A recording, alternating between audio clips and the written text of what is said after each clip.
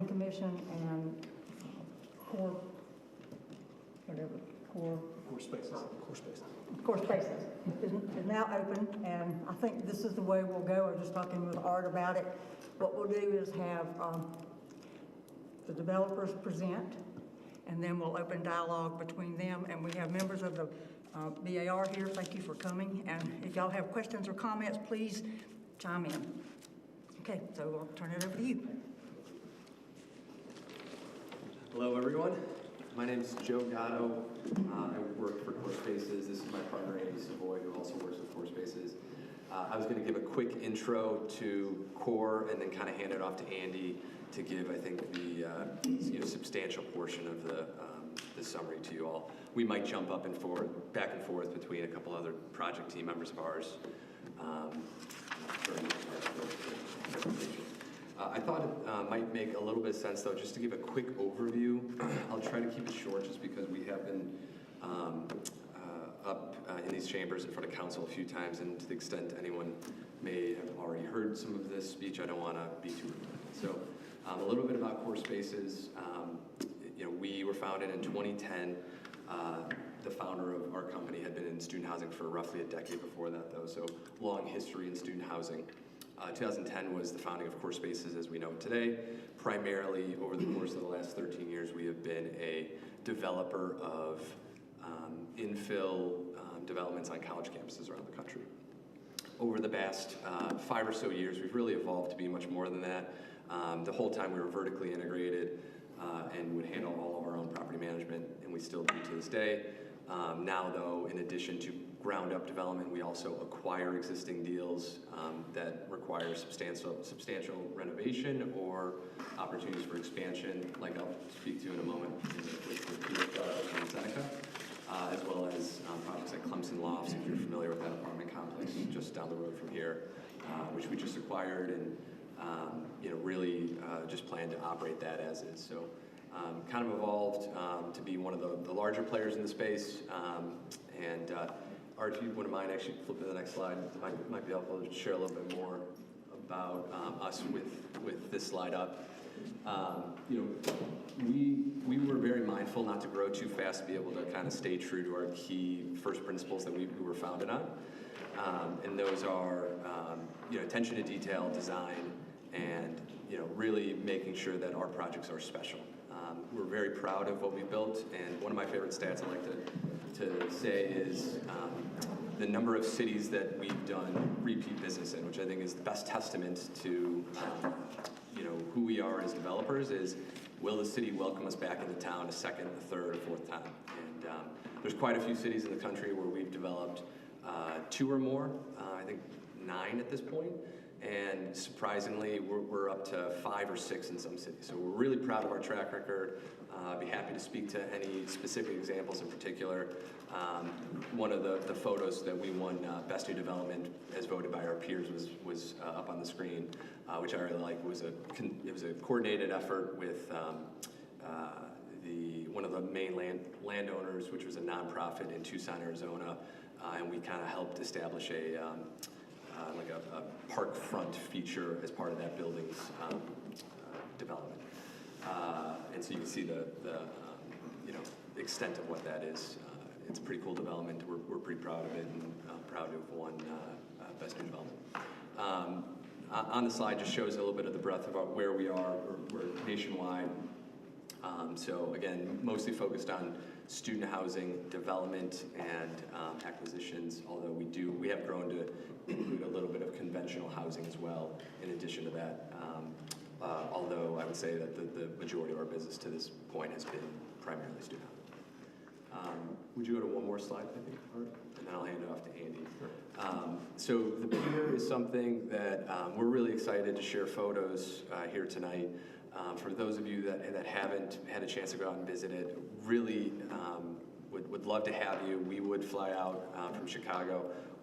Members of our team pretty much live here at this point, so someone will be here Monday through Friday. Andy and I are coming down every other week, so we'd be happy to tour you. So the photos on the right-hand side were all new additions over the course of the last year. that Core Spaces, after partnering with Tom Wincop, added to the project, whereas in the upper left-hand side, you can see some of the original buildings that Tom built over the course of the last decade.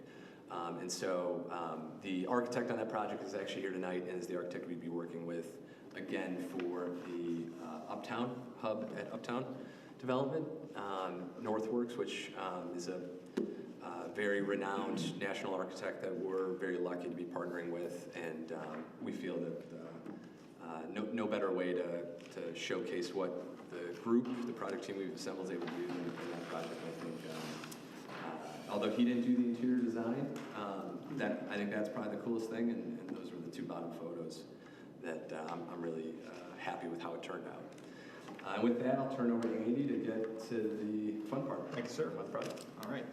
Andy Savoy, VP Development for Core Spaces. If we could go to the next slide, I'll show you what I'm here to talk about. So Core is under control somehow of all of the parcels in purple, and that is east of Kiwi Trail, south of Tiger, west of College.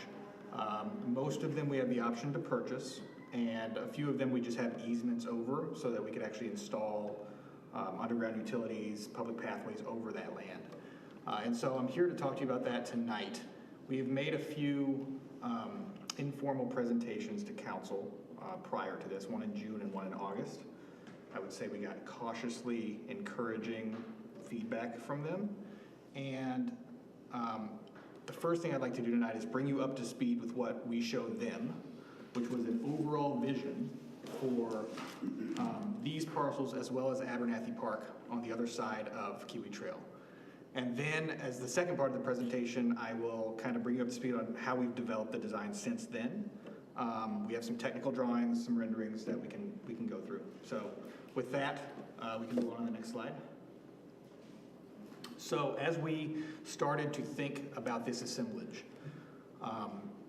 one of the questions that came up is like, how do you measure success? And so a barometer for success that we used was the Uptown Next framework. There are very clear goals set in that framework. We have control of a lot of the parcels, not all, but 5 acres worth of parcels that are included in the Uptown Next plan. And as I look through this, I see a few clear goals. There's increased pedestrian connectivity from the main streets down to Abernathy Park. That seems to be an important goal of the plan. An expansion of public green space and accessibility to the public, really kind of a desire to make Abernathy Park a neighborhood center of sorts. There is some outdoor dining and plaza space shown there, and then there's a large amount of student housing shown right in the parcels that we control. And so as we started to put together a plan for what to do, we wanted to really set the goal to try to achieve as much as we could out of these goals set in the Uptown Next framework. So as we can flip towards the next slide. One other kind of material aspect to our plan.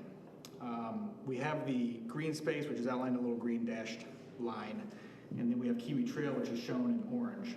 And we were thinking that, and this is somewhat reflected in the Uptown Next framework, if you could somehow blur the line of Kiwi Trail, then you could add some of the land on the other side of Kiwi Trail, the private land, to the park, and that could increase park space as part of a private development.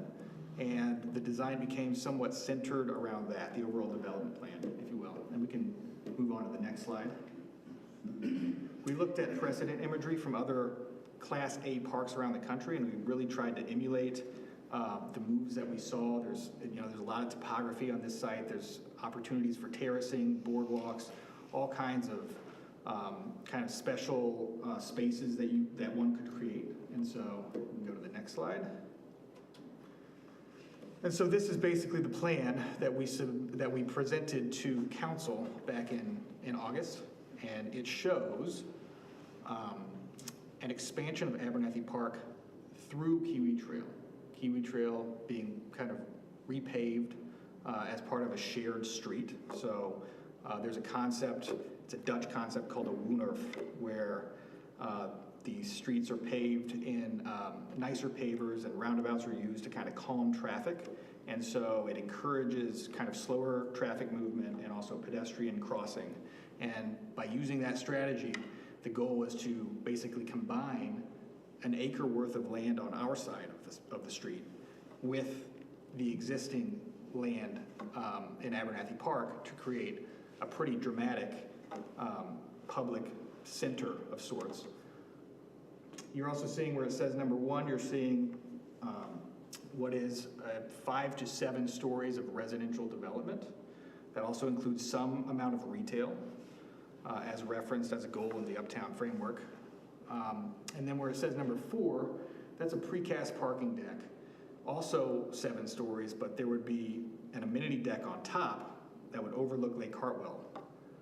And so at the time we presented this, we were estimating roughly 450 units, 1,300 beds out of the 1,800 that were kind of recommended by the framework. We also had something like 700 parking spaces and 8,500 feet of retail that would open onto the plaza. And we can go to the next slide now. This is just a diagram that shows where our kind of public spaces would be. So the blue is all apartments, and then the orange is public space. So you either have our lobby or kind of retail space up to the north. We can move on to the next slide here. This shows all of the chances for increased pedestrian connectivity. You know, that was one goal set out by the framework, was to somehow connect Abernathy Park and the boardwalk to College and Tiger Avenues. And so we have basically the main traffic patterns shown in orange, and then the pedestrian walking pattern shown in blue. So you can see there's actually a spot in the building where you could walk underneath the building. You could walk down Wall Street, underneath the building, and emerge in our plaza area up against Kiwi Trail. So that's one route of additional pedestrian connection that would help to activate that plaza and park space. And then you're also seeing some parking, which we initially located at the northern part of the building. We've since changed that based on council recommendation, but some amount of public parking to serve this retail and retail patrons and park goers. There are also a few other opportunities that aren't included in our specific proposal, but to the north and to the south, there were boardwalks contemplated in the framework that would kind of meander along the Corps of Engineers land and further connect Abernathy Park to College Avenue. We can keep going. And so these are some renderings that we showed to council. You'll notice that the building is ghosted out because at the time it was not designed yet, and we wanted to focus on the pedestrian realm. But what you're looking at is kind of a terraced park space that starts at Kiwi Trail, kind of terracing down towards the lake. On the private property side, you're seeing what we're calling a newspaper stand. It's a very small kind of retail kiosk that could be an opportunity for outdoor dining. To the left and planned north of that, you see a white component, which would be 8,500 feet of retail that would also open out onto this plaza space. And then, Kiwi Trail is then paved in this new kind of paver that makes it part of the park and not a divider, but kind of some kind of interstitial space, and somehow connects the two halves of this kind of open public space. Our lobby would be to the right of the screen where you see that roundabout. And so that roundabout would be where traffic is encouraged to stop and turn around. But if anybody had to, they could drive through that, particularly fire engines and stuff like that. We can keep going. This is another view. We had made, the point of this was to set out like what the vision is for the park and what it could be. So the next few renderings show our kind of our ideas of all the type of activities that could happen in this park, because you have this kind of nice terraced space here that looks out at the lake, and a boardwalk which could be expanded to become a space. So as we go to the next slide, you can see before we talk about that, we could talk about the inspiration concepts that we used to kind of program this space. And so, bottom left, you see an example of this kind of terrace landscape that could also act as a type of amphitheater feel. Bottom right, you have an example of a Woonerf. So that is a shared street where cars can drive, but it also feels just basically by locating landscape elements and paving, it feels more friendly to pedestrians, and basically the traffic speeds can be calmed in this way. And then you have an example of the kind of pavers that we were considering top right for the plaza, which have kind of grass inset and can kind of blur the line between pavers and also kind of green elements there. And we can go to the next slide. So these are a few features of what the park could offer. The top left rendering shows kind of a view of this retail and exterior dining concept. You can see this ghosty building above it. Top right, you see that there's a connection to Wall Street through the building, underneath the building. And we can get into that in more detail later about how that would work. But this could be programmed with some kind of public art pieces, and basically this would be open to the public. Anybody could walk underneath the building and down into the park from Wall Street. You have a sport and play area shown in the bottom right, and then you have what we're calling the newspaper stand, but it could be something like a coffee shop, that kind of standalone retail piece in the center of the plaza. That's in the bottom left of that image. And if we go to the next slide, there are a few other kind of images that show how the park could be used as like a flexible program. So typical day, top left, but you could program this to be kind of a farmer's market area, or maybe it's movies in the park, or maybe there's an open mic night or some kind of comedy show or music event you could have at this park. So really our desire for this park would be to function as a community center. We would be developing a student-focused building, but this is a site that we want to be attractive for everyone. And so that's what we had presented to council back in August. We can go to the next slide. Okay, so that's what we presented. And since then, we've taken a few months to further develop that design. We got a sense of kind of cautious optimism last time we presented to council, and so I'm here to show you where we've gone with that. And so we can just go to the next slide. So as you can see, we've started to think about how to skin the building, how to apply materiality to the faces of the building, and just high-level metrics. We have 1,310 beds in our current plan. That's 491 units. We still have 8,500 square feet of retail. Each side of the building is about 80 feet tall, which is relatively consistent with some of the taller buildings in town. We have 62 structured parking spaces that would be for the public, for park goers and retail patrons. And we have about 540,000 square feet of built area. And so that would deliver, depending on how long everything takes, sometime around 2026 or 2027. And we try to deliver in the summer. And then over 1 acre of the private land is actually used for this public space, which our lobby would open out onto. We would have retail frontage, and there would be pedestrian connections up to Wall Street there. And then one thing I just want to make clear is that the improvements to the park on the park side of Kiwi Trail, we are not proposing to include as part of the development. There are several reasons for that, and we have some things to discuss with that. We wanted to provide basically an idea of what could happen there, but as part of the project, there would be kind of a large park fee paid to cover that cost, as well as a large tax increment generated to cover that cost. But the process of designing a public park seems to be something that would take a lot longer than we would want, and so for that reason, we wanted to bifurcate those two things. And we can go to the next slide. So this is a plan showing the existing conditions of the site. As I mentioned earlier, we either have the option to purchase these parcels or an easement, kind of on a case-by-case basis, depending on where we need to build. The site includes 5 residential structures along Kiwi Trail, which are about 26 to 36 feet lower than the small office building, which is kind of in the center of the superblock. So there's a lot of grade change here.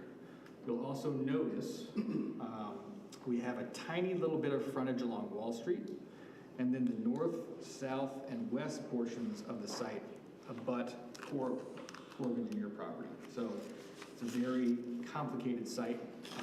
We have a lot of constraints that we're kind of working under to try to figure out how to make this plan work. We can go to the next slide. This shows what the building looks like after we've kind of detailed all the units, put all the units in place. We still have park space shown in materially the same areas where it was prior. The shape of the building has shifted slightly as we've actually started to program in units. But we still do have the pedestrian connection underneath the building to Wall Street. You'll see that we've made the parking deck a little thinner so that we could flank it with some townhomes to the east side of the property, up towards Wall Street. And we've also we've moved the parking, which was the public parking, which was previously planned north by the retail. We've moved it to planned south, given that it's anticipated that most of the traffic would be coming from that direction. And it was a recommendation from council that we explore that idea. We can go to the next slide. This exhibit shows the finished floor elevations at different areas of the project. And so if you look at the parking deck, you'll see 707 feet above sea level. And down at our lobby, which is the bottom left portion of the plan, we're at, I think, something like 681. So there's something like a 26-foot difference between where you would drive into the parking deck off of Wall Street and where you would walk into the lobby off of Kiwi Trail. So there's a lot of grade change there. Basically Kiwi Trail is kind of a hill, so it's higher in the middle than it is on the top and the bottom. It's about 10 feet lower on the very north and on the very south portions of the plan than it is in the middle. So there's a lot of grade change going on here. It was a lot of brain damage to figure out how these elements would sit on this hill and still all line up to be a cohesive whole. So that was something we were dealing with the whole time. You can go to the next slide. This is kind of a very preliminary utility plan. It's showing that we do have some storm kind of draining into the core ravines that empty into Lake Hartwell. We have water connections from both Wall Street and Kiwi Trail, and then a small gas connection from Kiwi Trail. These are very, very preliminary, and we're just getting into it. One other thing I'd mention, if we could go back one, that might be best. Maybe back one more. So you see the townhomes on the right side of the parking deck. There is kind of a large empty space down there. That's kind of a utility and fire safety court. So we have had preliminary discussions with the fire department and with Public Works to make sure that they can collect trash and do a full hammerhead turn within that court and provide the aerial fire access to that back side of the building there. And we can catch up to where we were. And the next one. These are the architectural plans. I'm going to somewhat speed through them because a lot of these are just regurgitating what you just saw, which were the civil plans. But this shows kind of the newly laid out amenity deck. This is just kind of the overall site plan. It shows the grading and it shows our kind of the park improvements that would happen on our side of the property only. And we can keep going now. This is the lowest level. So the lowest level is actually the public parking garage. And so as you can see, plan south, it is actually low enough for there to be a drive and you can access that parking deck, which would be completely underneath the main level of the building, just because you're going up a hill at that point up to where the lobby and the plaza would be. So that's about 10 feet lower than you would be if you drove 150 feet more. We can go to the next one. This is the main lobby entrance. And so you see retail is in this kind of banana yellow color. It's at the north side, the north edge of the plaza. It's also in that centerpiece of the plaza. You could see the pedestrian cut through in the building at this level. And then kind of the diagonal portion of the building, that would be our entrance lobby. And so that is the element that is about 10 feet higher than the parking you just saw, which is on the lower level. And so you have kind of a key-shaped building that wraps around and flanks this precast parking deck. We can go to the next slide, which as we go up through, so this shows kind of our double height lobby area. It also shows some of the underground precast parking deck that you start to get at that level. We can go to the next one. This is level 3, which is where you would enter the parking deck from the Wall Street side of the property, because we were 3 levels up at that point. So this shows those townhomes, that kind of utility and fire safety court that I mentioned, and then the main entrance to that parking deck in level 3. And we can quickly go through the next slide, which is our typical plan. So 6 and 7 there. We do have some step backs to try to manage the appearance of verticality here. And we can go to the next slide. And this is the roof of the parking deck, where we have our exterior amenity program and some interior amenity program that would overlook Lake Hartwell and have fantastic views. So both things you're seeing are about 7 stories tall. So the residential portion is 7 stories measured from Kiwi Trail, which is the lower street. The parking deck is 7 stories measured from Wall Street, which is the higher street, and that's where you enter into the parking deck. So it's basically 2 7-story buildings connected to each other, one facing onto Wall Street, which is already 3 stories taller than the portion of the building connecting onto Kiwi Trail. And there's a section that shows that pretty well. We can keep going. So we started to think to ourselves about how would we clad this? And, one of the ideas that we started to really like was, we do this all over the country, and we try to never build the same building twice. We try to root our projects into the local vernacular of wherever we are. And something that our architect came up with was like, hey, there's all these textile mills, really cool textile mills all through the Carolinas. And they have really cool brickwork, very detailed, cool arches, and huge windows. And that could be a cool way to start to clad this building and start to think about the base of this building as a separate thing from the top. And so if you go to the next slide, you can see our elevations preliminarily show the idea of this base, which is very reminiscent of this textile mill architecture with brick, arches, huge windows. And then as we get to the upper floors of the building, the cladding becomes more austere and falls into more of a gridded pattern that includes ephes and metal panel and tons of glass. If you go to the next slide, you'll see how this kind of starts to present itself. So you have this really articulate and warm base element, and that's where our lobby would be, that's where the retail elements would be, that's where all of the pedestrian experience would be in this kind of base element, the first 2 floors of the building. You can go to the next slide. This is the retail, kind of reminiscent of the white building that you saw in the inspiration images. So also a brick base. We wanted to vary the color though, just because it's kind of a large building. And so this is what you would walk up against if you came through the underpass. If you came from Wall Street under the building, you would walk out in front of this retail space.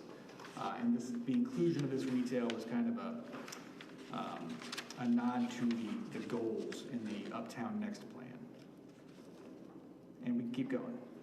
This is a view of the plaza, so this would be standing at the lobby, looking north, past the newspaper stand and up against the kind of the L shape of the building. So the retail would be at the base of that building that you see in the distance there. And we can go on to the next one. This is looking kind of more obliquely at the building from the Kiwi Trail as repaved. Looking at the newspaper stand, looking at some landscaping and kind of how we envision this plaza. And we can go to the next one. Looking out to the lake, kind of showing the kind of activity that could happen here. And we can go to the next one. This is that underpass. So if you walked from Wall Street, you're actually walking down a 26-foot hill slowly towards the plaza, and you would actually go underneath the building, and this is the area that can be programmed with dining, with public art, cool lighting. The next slide shows what this could look like at night. And then the next slide is kind of just kind of a view from the park, kind of a more of an overview of what this building could look like. And we can keep going. So we've been doing a lot of thinking about what the public benefits are to this project. You know, we are a student housing developer. We need to develop a student housing building of a certain size. But there are a lot of other public benefits at play here that we think are very positive. And so if you want to go to the next slide, the first and most obvious is consistency with the goals of the Uptown Next framework. That was, you know, voted on and passed and designed by everyone. And some of those are increased park space. We're certainly providing that. We're improving the pedestrian connectivity from College and Tiger down into the park by providing more pathways where you can actually walk from those streets down to the park. And then we're activating this new public space with retail uses, which were kind of explicitly shown in the Uptown framework. And you can see kind of a comparison table in the bottom right of that image showing, you know, how much of the lot area were, how much units were contemplated in the framework and how much would be included in our project. And it basically shows, you know, we would be providing, you know, 1,310 beds out of the 1,800 contemplated for the overall area. We are also providing 820 parking spaces. It's a lot of parking spaces for this type of development. And 8,500 square feet of retail. So it shows you what remains. And basically all of the sites along Tiger and College can be developed as retail or as, you know, they become available to fill in the missing pieces here. That seems to be somewhat consistent with the end result contemplated by the Uptown Next framework. And we can go to the next slide. This is literally a copy and paste from the Uptown Next plan. We're doing every single one of these goals with our plan. We have fewer curb cuts. We will be installing broader sidewalks, tree plantings, etc. We have moved our parking down to basically disincentivize people from turning off of Tiger down Kiwi Trail. We'll be removing the eyesore properties along Kiwi Trail. Parking garages, we'll be adding, you know, public structured parking, adding retail, and we'll be putting students in housing that's so close to the university that it reduces the overall trips per day. So we're doing every single one of those as part of our proposal. We can go to the next slide. So the second public benefit is the public parking. So this kind of shows you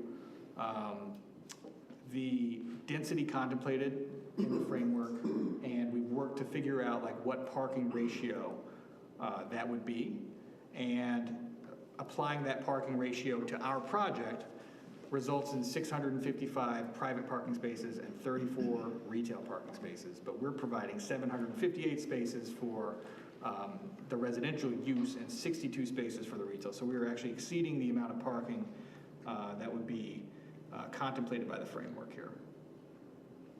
And we can go to the next benefit. Should be coming to a close here. So this is kind of an obvious one. With the redevelopment of this assemblage comes kind of a significant tax increment. And so there will be a park fee due as part of our permits, part of our permitting process.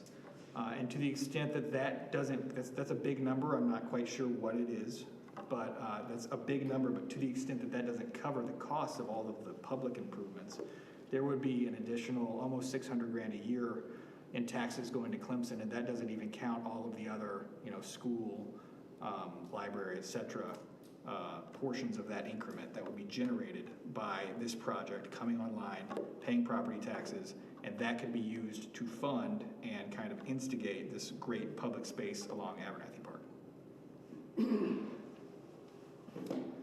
And next slide, I'm pretty sure is the last one. So this is our first meeting here, and so there's a lot to take in. We come here with open ears, and we want to make the project better. So happy to open it up to questions, dialogue, whatever the commission thinks is appropriate.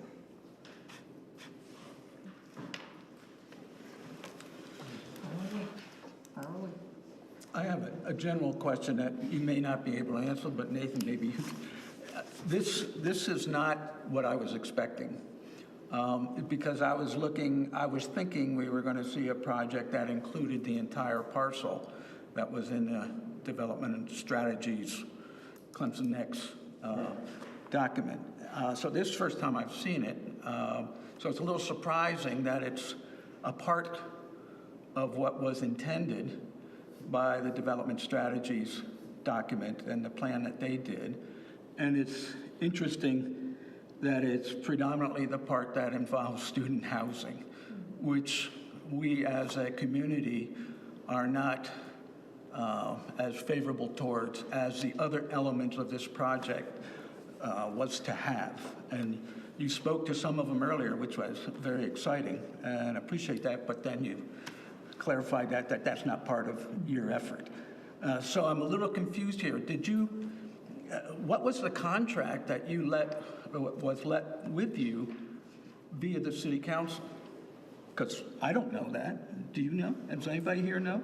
Can you repeat that question again one more time, sir? Sorry. Well, I'm surprised this doesn't cover what I thought we would be seeing tonight, because it doesn't completely cover the Clemson Next plan, and even you illustrated it here a couple of times, that it goes all the way out to College Avenue and all the way up to 123. Obviously, your effort does not, and that may be exactly what you contracted with the city council, but we don't know that. We didn't contract with the city council, I think, and Nathan, be happy if you have anything to add to it. The one thing I would add, just from a private developer viewpoint, and take it for what, I think that this project will serve as a catalyst for the Uptown neighborhood in line with the Uptown Next. I think specifically speaking, the parking component of it, parking is such a costly expense for developers. And so the fact that we're able to provide this much public parking that other community members can rely upon to kind of create the activity that allows for more retail, more hotel, I think is just, again, from a private standpoint, I don't think I'm answering your question, but. You're here because there are property owners that want to develop this land. They have the parcel, one little piece of it, and they want to put the majority of the student housing that Clemson Next suggested on that little concentrated piece. Is that what I'm hearing?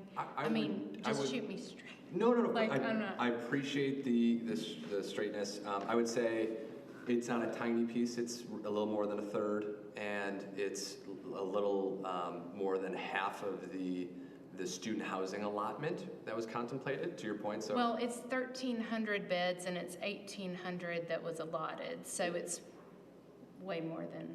Just to chime in on that, the Signet development, whatever it wound up being named, is across from Bixby's in the area that was part of that allotment, which would bring us up to 1,800, which fills up all the housing, so we can knock down, we don't even need the other 4 or 5 buildings that were on that drawing. Yeah, so it's 1,300 of the 1,800, and then it's 5 acres of 15 acres. So what we're doing is putting the majority of the student housing on the 5 acres, is what I'm seeing. I appreciate it, and I can speak a little bit more to Signet to the extent I know about it. We don't need to talk about Signet. But Uptown, called for the student housing as kind of the catalyst. I think what we're doing is being that, right? So we're bringing the public parking, we're bringing the starter portion of the retail, and we're really expanding the park space in a way that is over and beyond, which I think was really the number one goal, right? Was to create a town center that, creates, that leverages one of the key geographic, benefits of this community located on a lake, right? And being able to kind of leverage that into, a opportunity to use it, right? Increase the utilization of Abernathy Park, and I think this project, in a very unique way, does that in line with one of the key tenets of the. And you're saying it helps utilize the park because the street is not going to be asphalt and it's going to be brick? That's right. Because I look at this property and I'm like, there's not much park space on it because it's like misleading because all the land around it is the park space. So how are you selling this to me that it helps with our park space? It's a great question, and I apologize because we actually did not do a great job explaining. There's so much going on here. So there's 19 surface stalls in the park right now. What we're doing is more than tripling that and taking it out of public land and putting it into private land. In addition to providing about an acre of private land. I don't know what 18 surface stalls Parking even. spots. Parking spots, Okay. open to the sky.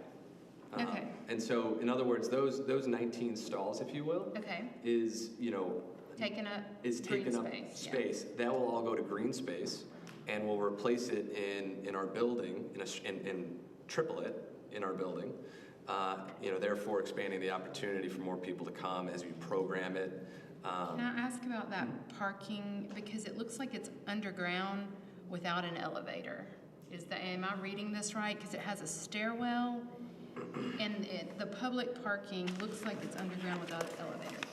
And I work with 70 to 100-year-old people, and they're not going to be able, all of them, go up a flight of stairs to access. So am I right? That is a good comment, and that's something that we can work on as we refine the design. The intent was for those people to be able to actually get out to the park and to the retail in an ADA accessible way. So we will figure out a way to provide that. The design is not there at this point, Okay. but heard. on that. And also, the retail space is then on the other end, so they would have to park, and I understand city council might have mentioned something about the parking, but there is that. So if public parking is at the bottom of your property and the retail space is at the top, Well, I think. I can walk there just fine, It's a great, it's hard for us to say that we have the exact answer. I can promise you we're talking about this, and we're coming up with ways to try to address it. So one of the ideas we're thinking about is, if you put the majority of the parking down there, it incentivizes people to walk through the park, therefore And that activating it. activates the park. It creates like this bustling experience. Which we want, but then we also don't want to alienate anyone. So if you actually look at our site plan, on the north side of the site, we have about 10 surface parking spaces that we're still working through a lot of this, so that's not included in our 820 spaces. But our idea was, we think that providing that up there might incentivize people who are less likely to use the retail to go that route, and then walk through, therefore activating that underpass too, which I think is really important. You don't want that underpass to not be activated. As Uptown Next, right, as more development occurs within this Uptown district, that happens, but in the meantime, I think it's a nice thing to promote. If you go back and look at the beginning of the information about the Clemson Next strategic plan, the process, Clemson Next, focused on 3 key issues that relate directly to growth in Clemson: inclusivity, resiliency, and sense of place. Inclusivity, who gets to live and participate in a community. So I'm thinking that you're putting all student housing in here, and people my age and the younger people, we don't have any other housing other than student housing there. And then I have a question for you. Is that all purpose-built student housing? Great questions. Do you want to? Sure. I think first and foremost, we lease to everyone.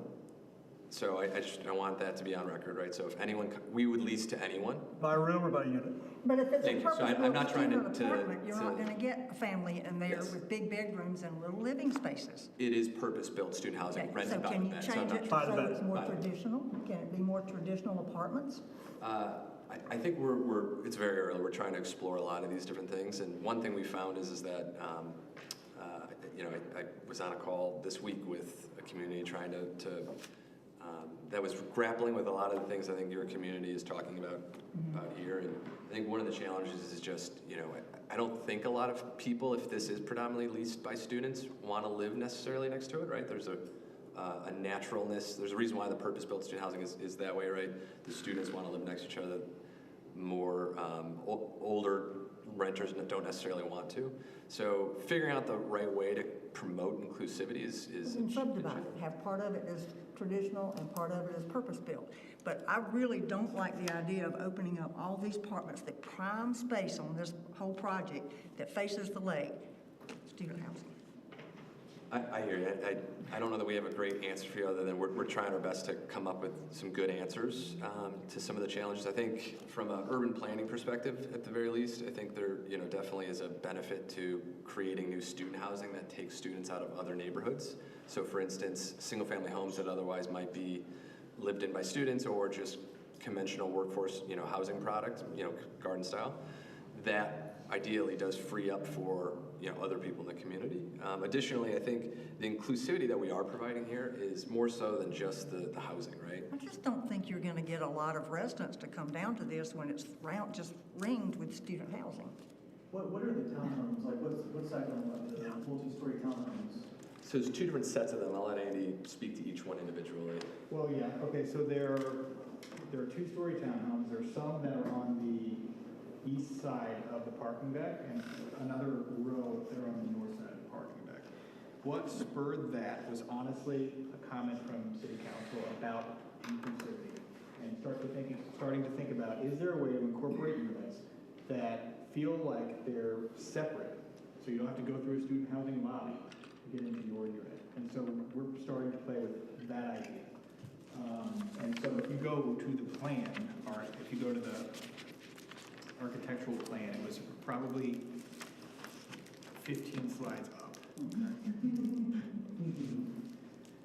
So the idea behind those are not purpose-built for students. Well, it's hard, right, because we're not turning away any renters, right?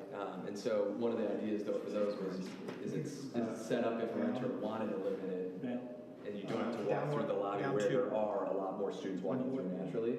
Two more. Is that conducive for them? That's not to say we turn away students though, Never. either, right? And so I just want to, I don't want to make it seem like we're creating this mecca for conventional housing, right?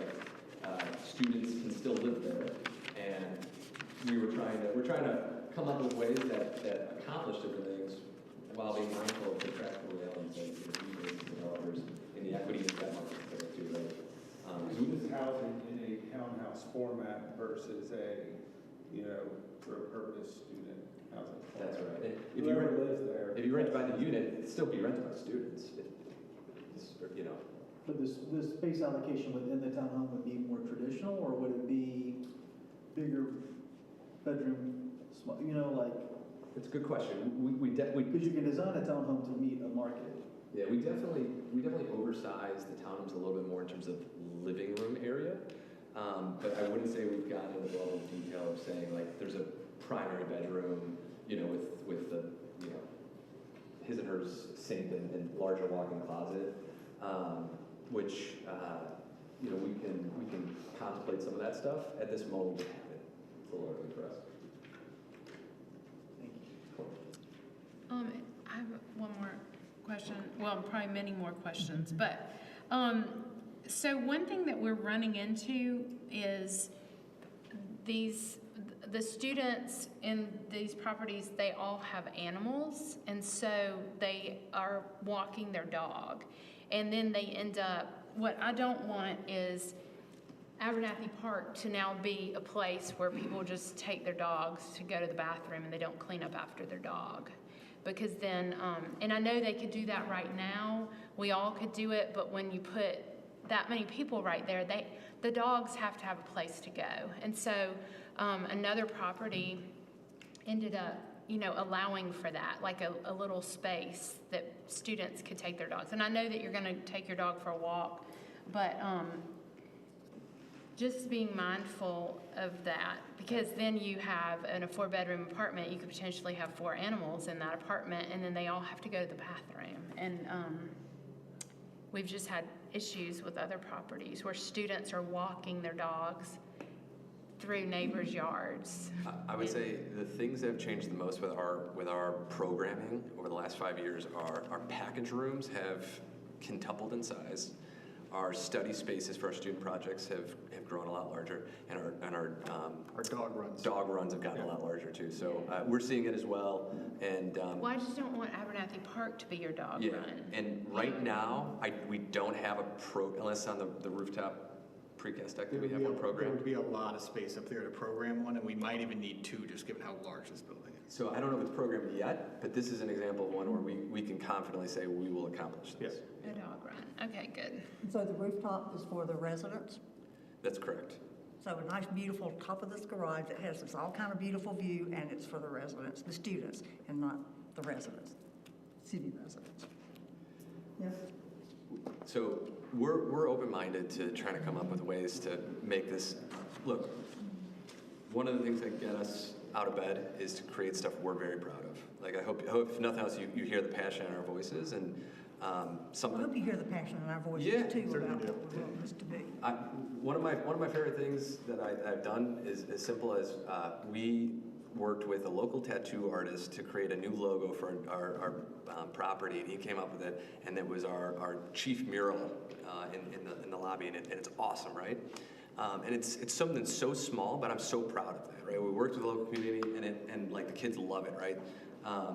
It's kind of become part of the culture. So I think understanding what is needed in the community and how we can creatively help address it. I think on the park side of it was where we were thinking that would be most easily utilized and most passively interacted with on a daily basis, whereas trying to move stuff up on top of a roof, there's a lot more challenges with that, right? Security, programming. If you can't see someone up there playing basketball, you're unlikely to go play, right? But I think we have a lot of good ideas to intertwine the public-private space. We were just thinking that the lobby the courtyard at the ground level might be a better way to do it. I'll give you one example that the project team laughed at me a month ago, but I was talking about creating a little mini soccer ball golf course where you can kind of have little tee boxes and a little interactive ways where if you're going to dinner, we're working with a local restaurateur, Tyler's Brew Pub, if anyone knows him, to come in as a restaurateur, trying to make sure that, building retail's great. If it fills, we want to make sure it fills, and so we're trying to work with the local groups to ensure that. And so, for instance, Tyler, we're kind of subsidizing to make sure he has a viable business to get in there. But let's say you're going to Tyler's on a Friday night and you're waiting 20, 30 minutes. We want to come up with ways for you to actually use the park versus just sitting on a bench and overlooking it, right?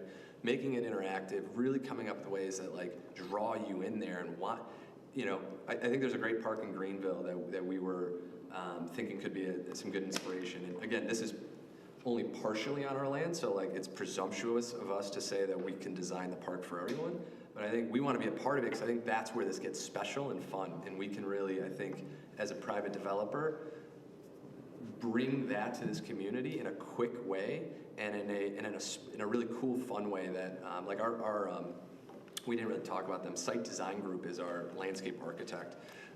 They're a nationally renowned architect. They're doing the Michigan Avenue landscape redesign in Chicago, which is like a big deal for landscape architects. We think that's where, let's just say that this was conventional housing and not a single student lived here after we built it. I don't think that makes this project special. I think what makes this project special is an awesome park that draws people from all over. It's a regional attraction, and allowing the restaurateurs to be successful, or any retailer really for that matter, but I think restaurants is probably a good use. Go ahead, sorry. So the amenity floor, I mean, I get it, but I don't think the students need any of that? Because they're gonna wanna live in your space because it's on the lake. Can you help, sorry? No, well, I'm saying like it has half of a basketball court, is that right? Or what am I seeing there? I think that's, if you're talking about on top of the. Yeah, the garage. amenity. Yeah, that's early programming. I think we're still working through some of that. Like for instance, at the pier, the 2400, Yeah. you know, we're putting in a wiffle ball Yeah, baseball diamond, because we think that that'll actually get used because there's like an organization that would use it. so in my mind though, I'm just thinking like, like, the amenities that you add to attract students, right? Is that why you're adding the amenities? I see, I understand. You see what, I don't think you need half of a basketball court, because I think you're gonna fill your place up because it's on a beautiful piece of property. So what if you had a restaurant up there or something like that, is what I'm, Got it. I understand the question now. like something that we all could use if we wanted. I'll go in two parts. I think first and foremost, I think you're right. We don't need to build that, and it would still fill, and we'd still probably be successful as profiteering developers. I think it goes to show you the type of people we are, that we are going to build it. It's in the ethos of our company. It's in the founder's DNA. He got his start 25 years ago. We're living in his parents' basement, doing a spec single-family home, high end, and so like his whole thing is he wanted to bring that level of design to student housing, which in the 2000s, when he was getting into the space, was like very vanilla box, just kind of put four walls up and who cares. He wanted to kind of bring art to that realm. And so to answer that first part, we don't need it, but we want to build something we're proud of. And I hope this isn't the last project that I'm asking for your approvals on. Can I put something before the planning commission that I've been thinking about for multiple years? I don't know how to phrase this and be as accurate as I want to be. A lot of things on paper can look great, but when you start comparing them to Greenville and other locations where it's not a student body that's occupying the housing, it's more organic and there's more shared space because everyone is very different. When you create this, and I'm not saying there are a lot of great things about this, but once it becomes predominantly student housing, there's automatically a little bit of a divide.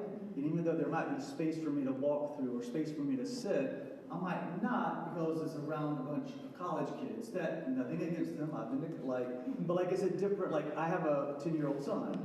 I'm not gonna go there Friday night with a bunch of drunk kids cussing and stumbling. You see what I mean? So, I'm all for density, I'm all for mixed use, but this is a college town.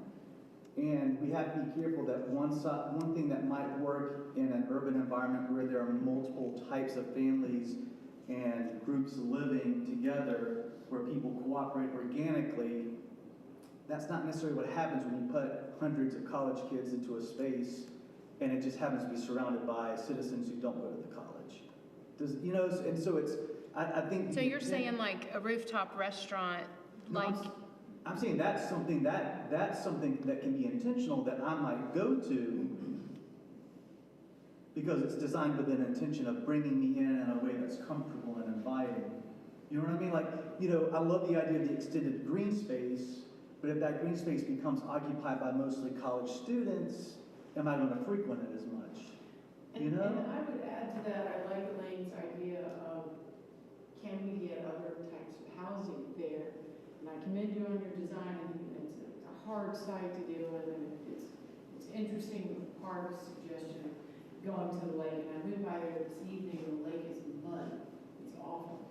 And so I think there's a lot of opportunity there to make it much better. But my question or thought is, could this be a catalyst project where it really combines housing for retirees, maybe in the prime spots that have the greatest view of the lake, so you get a housing project that is not 100% students. You as a developer, do you ever sell partially condos out of these projects for people who want to live there full time and they're not 18 years old? We have not, and this is an example where we run into some practical realities. I'd love to just say, yes, yes, I will do Or is that. that a possibility? The challenge is just plainly is we probably won't get financing for that. It's a different partner. And then the park, then we just can't do the project overall, so then the park's just a pretty picture. So But- how do you make that work? Is it percentage of housing that is for older people, lower income, so they can get in there? That also lowers our economic return, but not doing condos does make the financing overall a little bit easier. So on a binary basis, it helps, but then it just lowers your returns, which But, you is a know, real. talking about our community. Yeah, I know it has to work for you, but it has to work for us too. and I say that just to, you know, I wear my heart on my sleeve, and I'm just sharing kind of openly what we And go I through. understand. Yeah. You don't have a budget, you don't have a project. Exactly. I think where I like to you know, at least establish is like, you know, what does an ideal project look from you? Where are we starting today, and how can we bridge? And we'll be as open and honest as how far we can get. Because I think the problem we solve here is that all these new projects coming in surrounding us, for the most part, are 100% students. I think that it's a fair comment, and we're no strangers to this conversation, right? We're in college towns. Not that this is a college town, but I'm in State College, Pennsylvania, right? Which is State College, Pennsylvania is a college town. Right? I would say Clemson is not necessarily just a college town, but I think that the reality is that the capital markets in real estate right now are very liquid for women student housing. And so if we want to if you for a moment acknowledge it and say, well, what can I get from that? I think there are a lot of good things, and that's the conversations we're having around the country right now. Like we're in West Lafayette trying to build a new park, kind of similar situation to here. And I guess for you, the question is, how would you make it, or could you make it financially so that somebody like Elaine or me could rent at a reasonable rate units with a prime? Could that work? That are set aside for community members who are not transient students? Because I think to mix the population makes it crucial. Well, he specializes in student housing. You're right, I know, but it's a question from the community.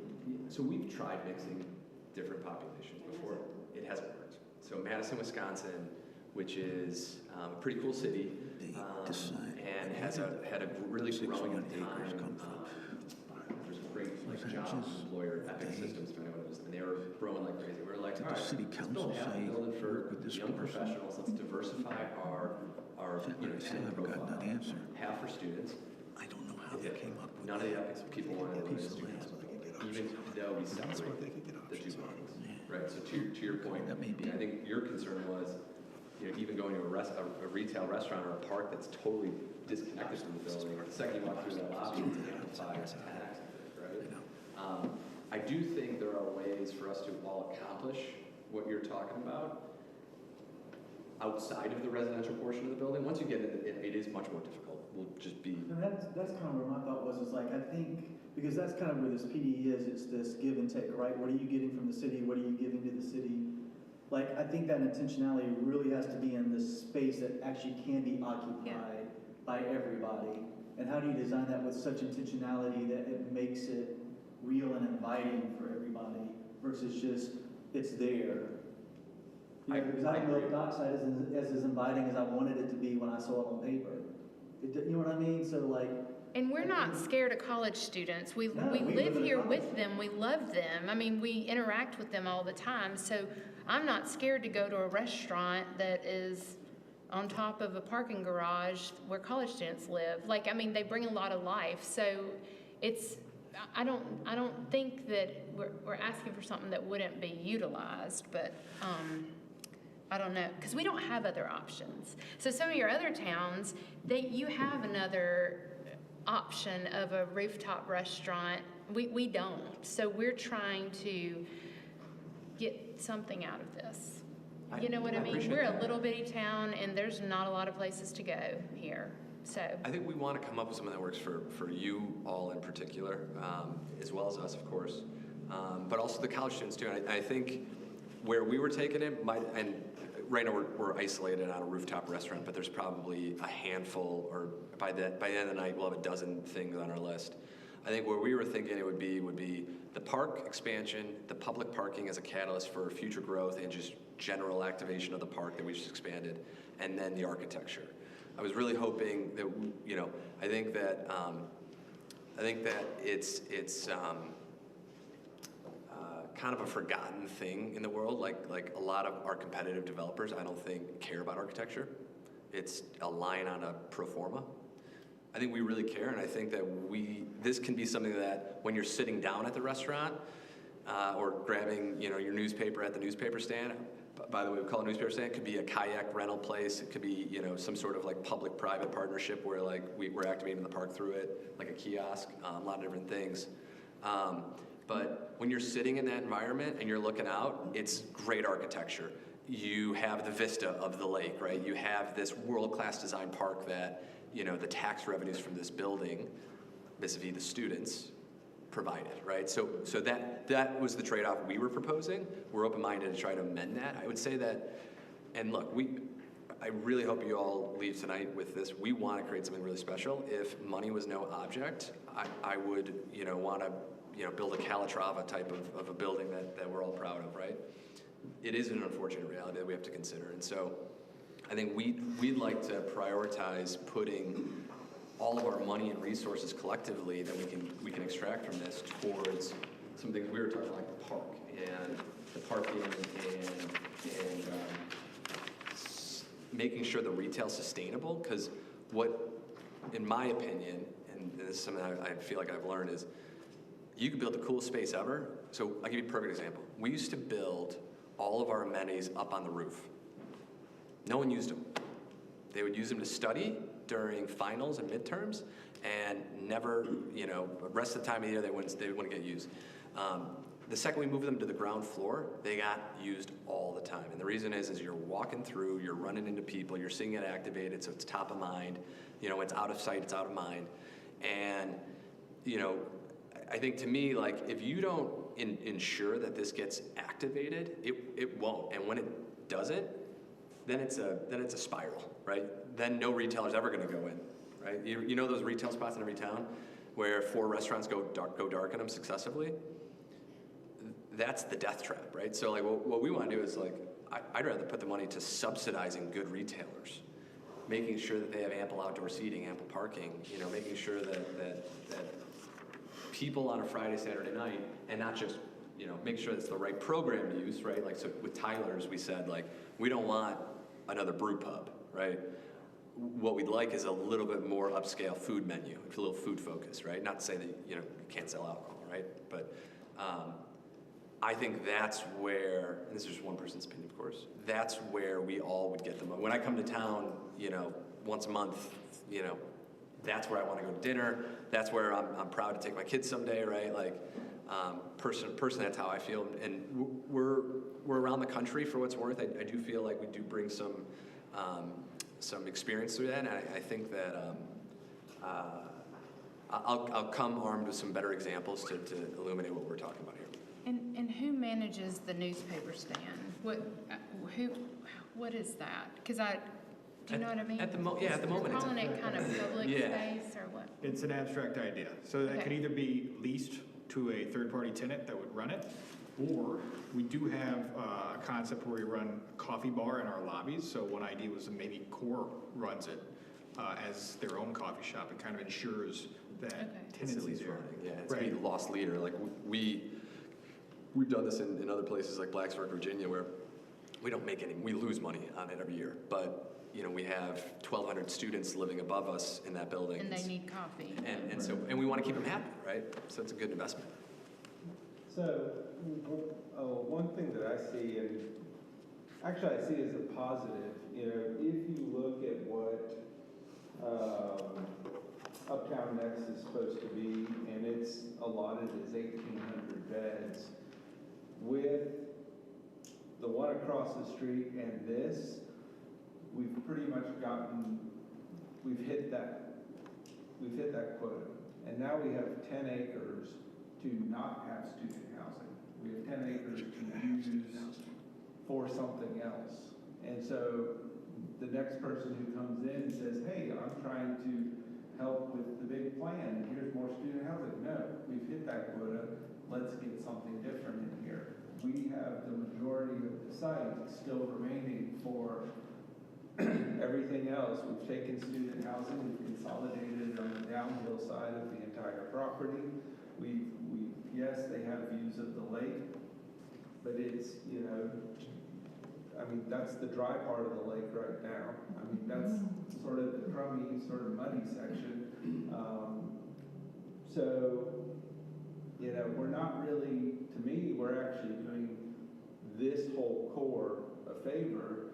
If you look at whatever that uptown, this, you know, kind of document, it shows student housing right up to 123 and right up to college. Well, this is a great way to not have that. If you want retail to be, you know, successful and have that whole core, having the most access and the most public access for the retail and restaurants and sort of public use on the public side, then that's what we can sort of have as the visual.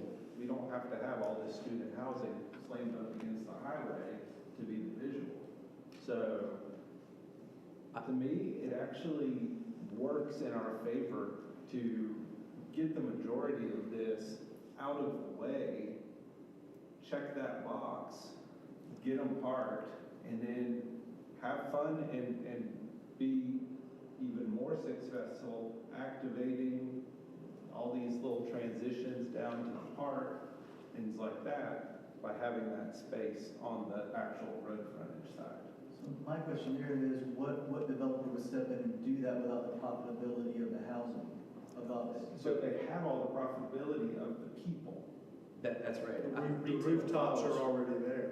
I've talked with Target, for instance, and although they've stopped rolling out their 20,000 square foot urban center retail stores that you may have seen, they have a real, at 2,000 people, when 2,000 people come, like, that's a real needle mover for them that allows them to make So this differences. could create some enticement for other developers to build.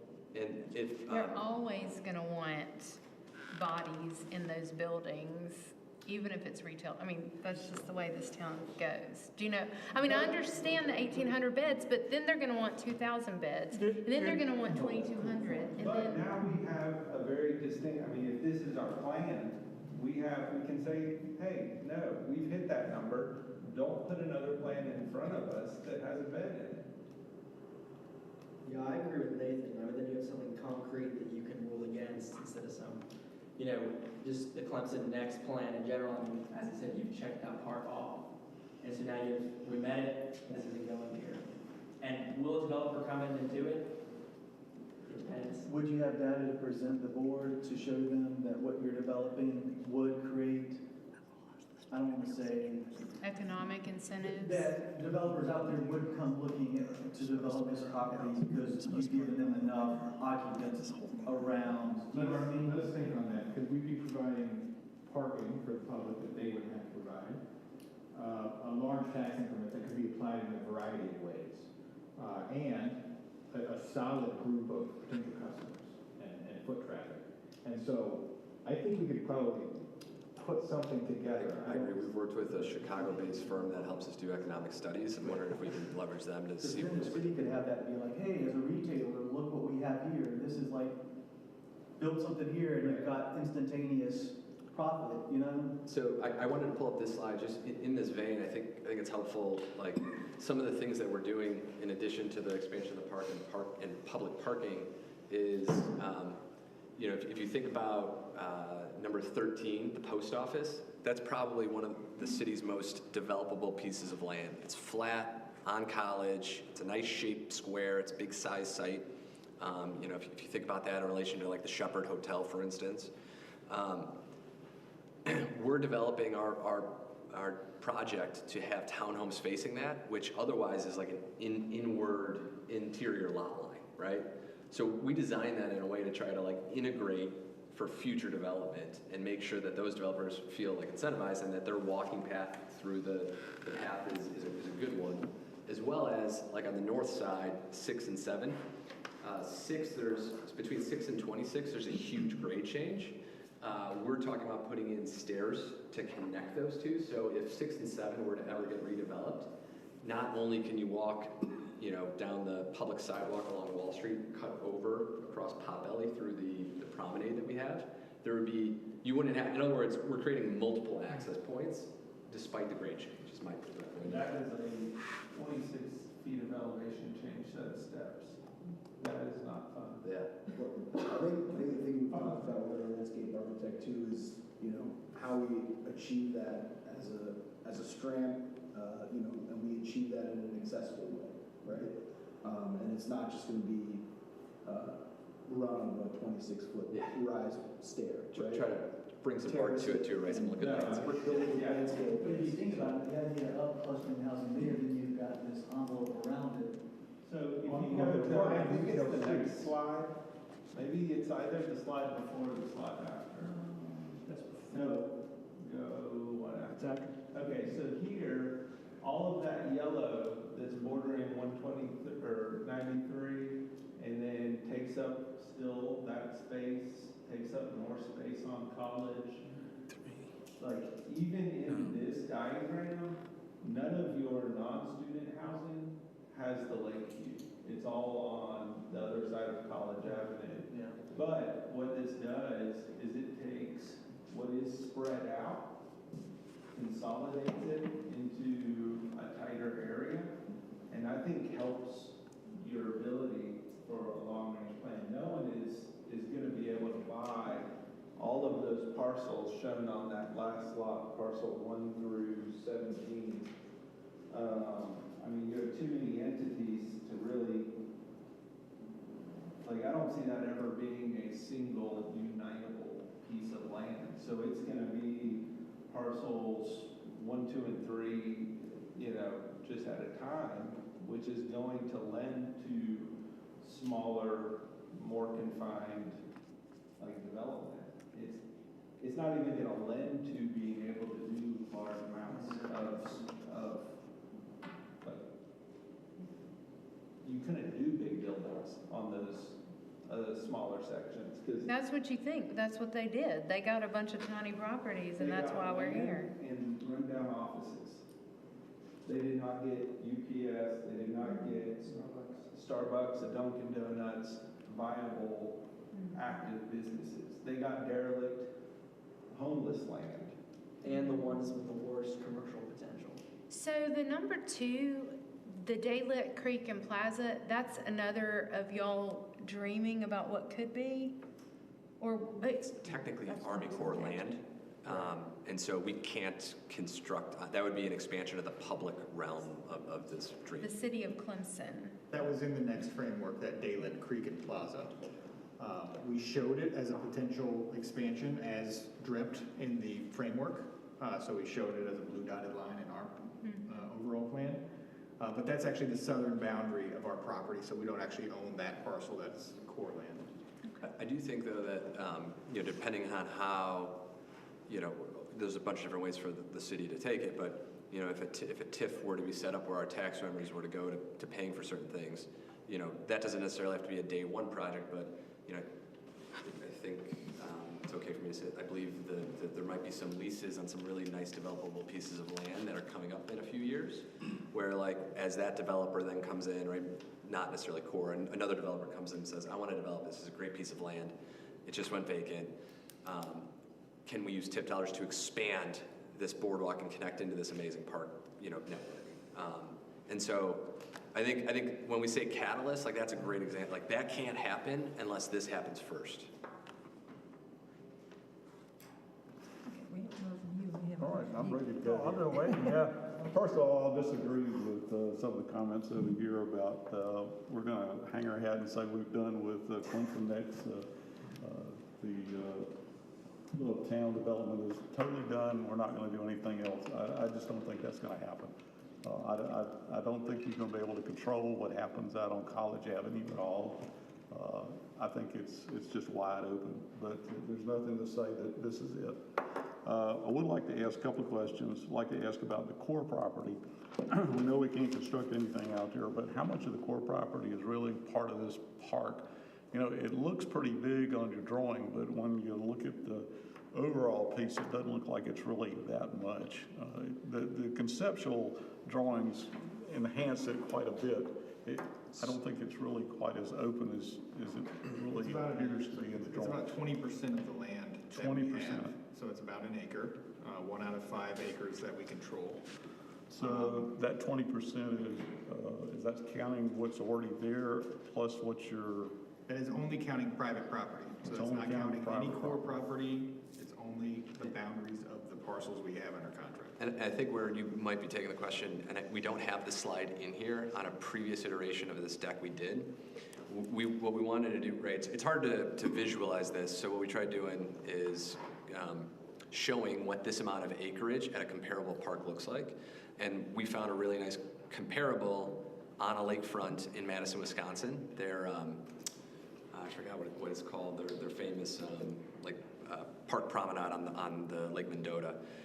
And it's a similar, I think we actually might be more when you add in some of the fingers, right? Depends on where you cut off the park. But it's a similar sized, if not bigger, in terms of acreage to that, which is, you know, if you see photos of it, it gets very well activated with thousands of people. You know, in other words, this amount of acreage is a lot of room if you really wanted to fill it with people. And so it could be an impressive park is where I was taking. But I guess the way it's portrayed in your drawing, basically that's all green space. So the parking that's actually already out there is going to be removed. Correct, and relocated So into private land. where are the folks that are going to the park going to park? So if we could go to The part below the ground. Go ahead, if you want to explain, I'll pull it up. right, so there is a level of underground parking. The lowest level includes about 50 spaces. And we'll flip into it now so you can see it. But as you drive up Kiwi Trail, heading north. That's right. One thing about that parking too to note is that it's part below ground and part above ground because of the topography. So the entry is actually at grade. So when you come in on Kiwi Trail, you're at that level. And then as you get further along, you're getting further into the ground. So maybe we'll start with this one for the access off Kiwi, and then I'll flip to the next page. Yeah. Right, so as you're driving up Kiwi, you see that first drive. As soon as you At the bottom of the page. hit the property, plan south, you would take a right, and then you would be going downhill, right? That's pretty level there, because that elevation there is about the same elevation as Kiwi Trail. Yes. Okay. Oh, sorry, go ahead. So I think some of those items bring up our ADA compliance. I think that we've already talked a little bit about the crosswalks, the long distances you've got to walk. You know, I guess the whole concept of the park and kind of the focal point for this whole area has been the park, and it seems like we're kind of getting away from the park in some ways. It's a good question, or a good comment, and I think that's why if you look at the northeast corner of the property, where there's 12 surface parking stalls, or 10 surface parking stalls. And remember, there's only 19 currently on site today per our count, so. And they stay pretty full. Yeah, so up there is where we were thinking, and that's not final design, that would also be open to the public, included in that 62 space number. So there are multiple ways to, if you're driving to the community, to park and get down to the park. You would be, and that would be ADA accessible, but you would be walking down the slope to get to the park through that underpass where there was that brickwork that showed the trees. No, I think that could be problematic, just kind of depending on who was coming out to visit. So I think maybe just a general comment about ADA compliance across the piece. And I'd like to ask a little bit about public transportation. I guess in my mind where this property is just a little past walkability to the university. So what are we going to do with transportation for all the students that we're going to have over there? I think right now, Bixby across the street, similar distance, I think a lot of those students are walking. They are. I've actually done a little personal observation, and we're seeing a lot of people walk from there, but back when I was a student, living out a little further, that wasn't walkability, and I don't think it is today either. That's right. But I think you're right at the corner where it's not too walkable out there, so. How come Bixby's more walkable, though? I think it's just a perception that it's on College. When you turn down and go to the park, you're down another maybe 1/8 of a mile or so. I think it's a perception. That's just my personal comment. No fact or fiction behind that. We could try to do a survey of students and see if we can find some more data that. It's a hard one for us to quantify. Well, I certainly agree, and I've been heartened to see so many of the students walking to class down there. We've had an opportunity to stand there and watch just a lot of students coming by, but Bixby seems to really attract a lot of walkable folks, and of course the walkability is a big part of what we'd like to do, because I think it's a little challenge there for this property to have a commercial space, a little bit for the internal folks that actually live there, as well as if they have to go outside. It's kind of a commercial desert, so to speak, for normal supplies, because there aren't any stores nearby unless I guess maybe Dollar General is there, and that's about it. But just kind of a limited commercial businesses in that area, which is going to drive a lot of folks to get in the cars and drive down to Publix or where have you. But I think a lot of the things we've seen in commercial space is that the developers have not spent the money to upfit the commercial spaces, the retail spaces, to attract decent occupants of that property.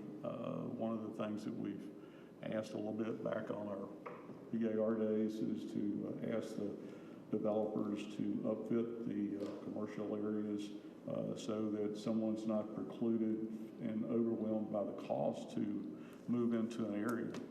There's been a lot of businesses that just simply couldn't afford to upfit a restaurant business. Basically, the developer only provided 4 walls and maybe an electrical panel. And if you're going to build a restaurant or anything of nature, there's absolutely nothing there for them. And the developer says, well, here it is, you fix it. And you can't get there from here. So HVAC, a lot of issues there, enough electrical power to provide some flexibility in what you put in your spaces. So see some things there, but I think I guess just a general comment. I guess there's positive planning and negative planning, and I guess the way there's just such a mashup of everything that was asked for in the Uptown Next project. We tried to do it all, and I think it kind of lends itself to be what I'd call negative planning. I've learned those terms here recently. There's positive planning and negative planning, and I think this kind of lends towards negative planning because you've got a mismatch and a mashup of just a number of different concepts all in a very concentrated area. And I find that a little problematic, at least in my mind. It ought to be a little more straightforward. But that's just a personal comment. But I do like the architecture. Can you expand on that one, Curtis? I'm sorry? Can you expand on that one so I understand a little bit better? Expand. Expand as far as... I'm confused. Or the negative planning comment? Yeah, I'm trying to understand a little bit better so I'm taking notes so we can try to improve it is all. So which part would you like me to expand on? Negative planning. Oh, negative planning. Well, I think you tried to do so much in a very small space that I think you've got a little of everything on the table. I think it would be better served if you were more focused on a couple of the aspects of the project rather than trying to meet them all. So you're basically taking the checklist and you try to shove it all in one small spot. And I think it would be better served if it was more parceled out and not necessarily trying to meet all needs, that you need some of those. I don't think anybody said you had to meet them all, even though they made these concepts maybe in Uptown Next. It just seems a little problematic to have it all in one area. Okay. Maybe Thank you. do a little better job on fewer items. Is that Yeah, no, I appreciate it. fair enough? Okay. So,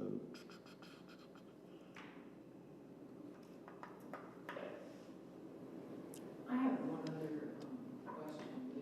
Next time we meet, can you bring some views from Highway 123 in College Avenue? Because we don't have anything that's 9 that's down as far as downtown.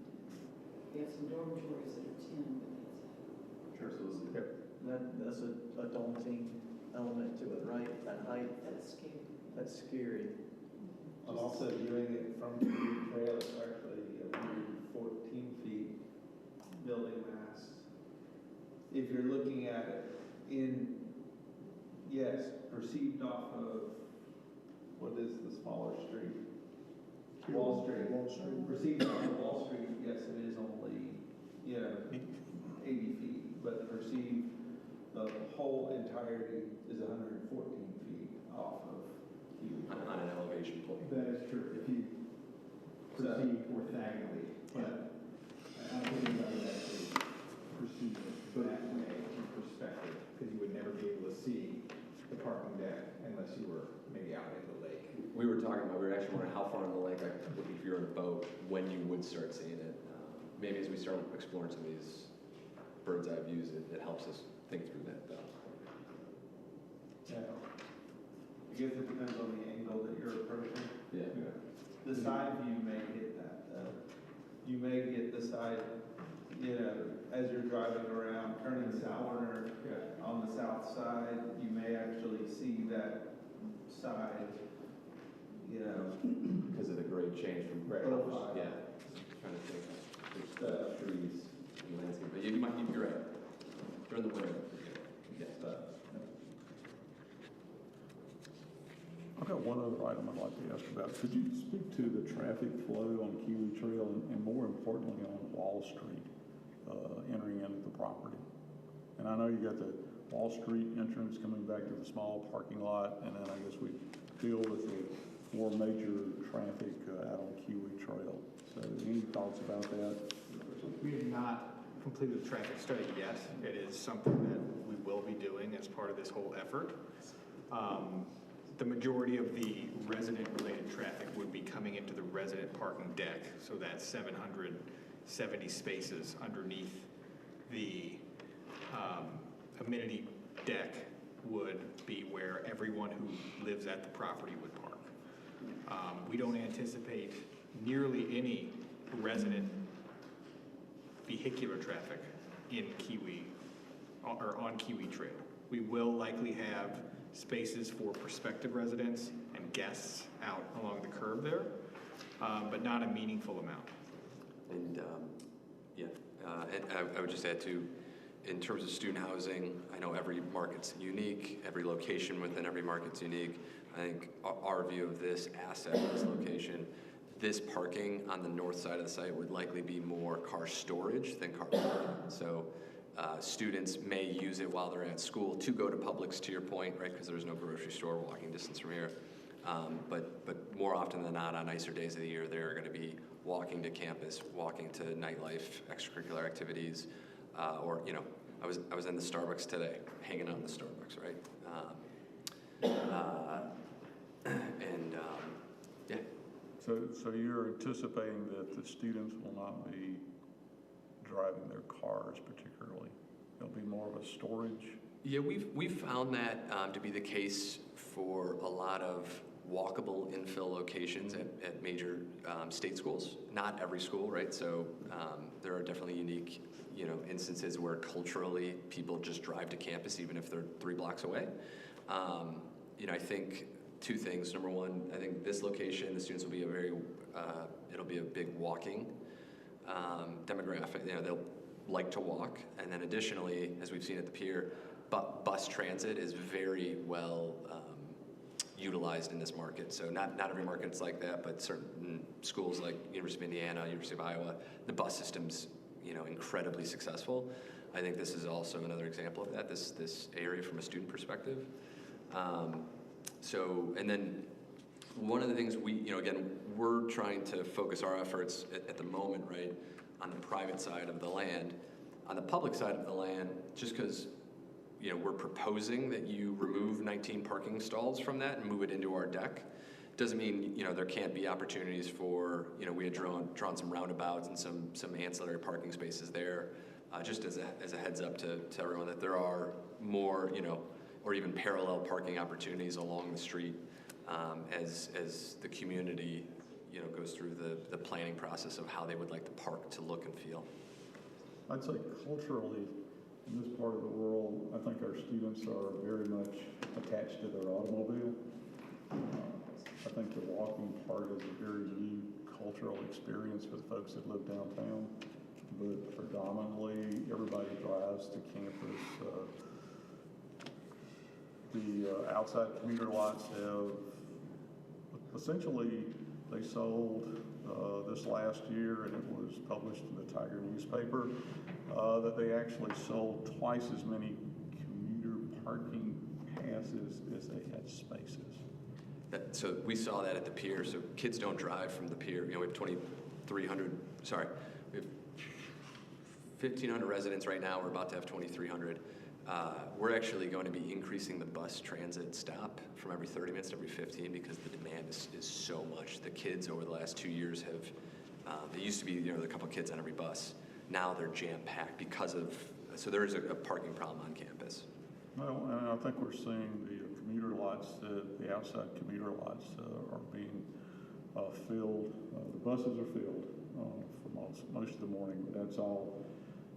I mean, you might have a parking pass on campus, but I consider it more of a hunting permit than it is an actual permit to park there.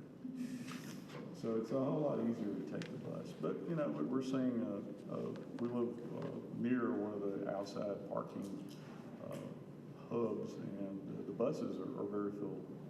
I've been riding in on campus, and they're packed. I think one thing that we'll see with transit times too is that, if a bus ride is 10 minutes, right, from campus, from this to get to campus, as opposed to you driving your car to a commuter lot to get on another 10-minute bus ride to get to class, right? We're in such close proximity to the school that the bus ride is probably faster than you driving your car just to get on another bus to get to where you want to get to on campus. Or walk up the hill at the commuter lot. Yeah. Oh, absolutely. And I think we've seen, Clemson's done a pretty good job with their Tiger Transit, and they're running their buses every 6 to 7 minutes coming out of the parking lot, and they're full, especially at class change time. So we're seeing some real positive things there. So I think, a development like this in the downtown area, one of the big areas that I'd really like to be sure that we had covered, that you do have very rapid transit, numerous buses on a very short window to get the students downtown. And I think they will ride the bus because, once again, it's a pain to go over there and try to park. That's fact. And I think we'll see that the center part of campus will become more of a walking campus. I think that's been a long-term vision of the university. So we're going to see all those employee spaces pushing into the commuter spaces, and there'll be less spaces for the commuters to have. Of course, we've got the 1,700 space parking garage coming in 3 or 4 years, so we'll see what that does. So in your garage, you keep saying it's only 7 stories, but I'm looking at, but it's listed as 9 on everything here. 7 And above actually- ground. 7 above Above Wall ground. Street. Okay. So 9 off of Huey, 7 off Wall Street. Depends on what you're looking at. If Art, if we could go to the very back of the presentation, I've got a special exhibit to explain this. Okay. You've got a lower level one, but then you've got parking level 1. Is that also underground? Parking level 1 should be at the level of Wall Street, but Wall Street is 3 levels above Kiwi Trail. And so if you go one up, so these are the sections of the building. The middle one shows a cut through the parking deck. And so the left side of that is Wall Street, and the right side of that shows the Kiwi Trail elevation. So each one of those is 7 stories, but they're offset just because of the topography going down the hill. Okay, So- it's just misleading when you label on your drawings that it's a 9-story parking garage. That's correct. It's a 7-story parking garage next to a 7-story residential component. We agree it's misleading, I just want. And there's a TBD listed for level 1 with zeros all the way across. And what does that mean? And I figured out what CIP was, I just figured it casting. That is just the floor-to-floor height. So we don't know what the floor-to-floor height is gonna be until we start dealing with mechanical systems and how high the ceilings are gonna be. So that's a generic chart we put together to talk about how tall the building's gonna be. It could be 12 feet, it could be 13 feet, we don't know yet. John, come on, you got stuff. Oh, yeah, I'm just waiting. I'll try to keep mine a little more concrete instead of abstract stuff, but it's, we'll run it down real quick. Back to the park. It's 1 acre of private land that you guys are putting in off that front offset. Now, I also started to talk about outside seating for the restaurants and things like that. Is any of that commingled in there? Included in that one. How much of that 1 acre is part of the outside seating? I'd have to measure. We'll come back. Because now the park's shrinking. How big is the paper stand? I see what you're saying, yeah. Paper stand Small. is something like 600 square feet. Yeah. very Okay, I'm just, when you start adding these up, that 1 acre starts shrinking, because if you got 20 tables at the restaurant, that eats into the park, you The got the parks paper frequently stand. do include seating though, so that you could count the seating as part of the park. Well, you're gonna run into a problem if I'm sitting there throwing a Frisbee with my kid, and somebody wants to sit down and eat dinner at the same table. Yeah, I understand. You see what I'm saying? So I don't think it's fair to count those as the same space. If it's gonna be part of dinner tables for a restaurant, let's count it as part of the business retail square footage. If it's gonna be part of the park, let's count it as part of the park. I get for convenience, you can say, oh, on a sunny day or when they're closed or whatever, the guy's not gonna come out and say, get off my patio. But, you know, if they're full and busy like you guys hope they will be, then that area's not gonna be available to park goers. Right. Unless they're sitting down to eat and going to the business. It's a good point. Let's see.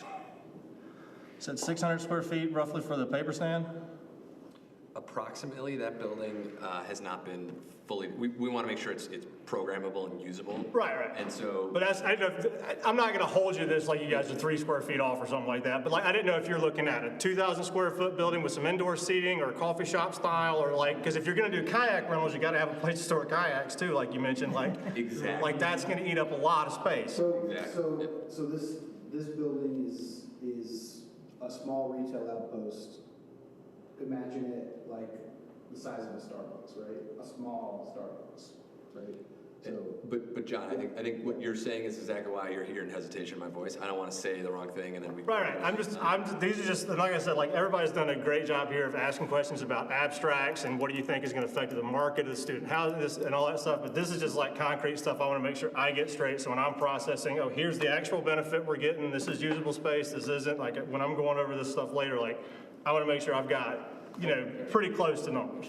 one other thing to keep in mind about the public space, right? When we talk about that public space and activating it, right? Right. It's one thing to just have an empty field that you think you can throw a Frisbee in, but it's also another thing to have enough critical mass to have people want to be in that space. I mean, this is something that, sorry, I forgot your name. That's like Todd. Todd had said about that public space is that you want to make that place feel active, and part of activating a public space is providing retail opportunities, providing things for people. Oh, 100%. I'm not disagreeing. I think it's not that we're trying to skirt the idea of this acre. It is more, how do we make this place a place that people want to be? Right. Yeah.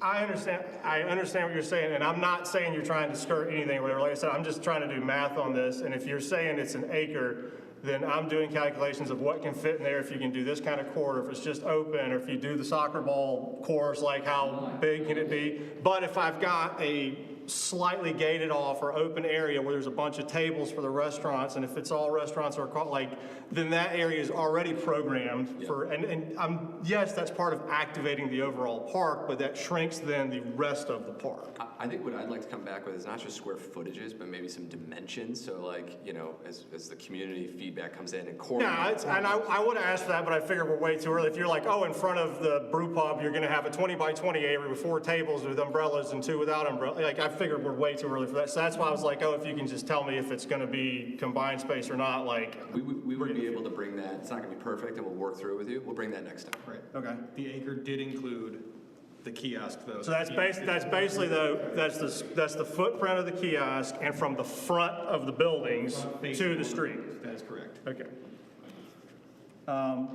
So even, I guess, we're traditionally sidewalks, but like, I mean. Property line. Yeah, property line to the front of buildings, okay. 600 feet roughly for that. Public parks included, public parks not included, retail spaces. Yes.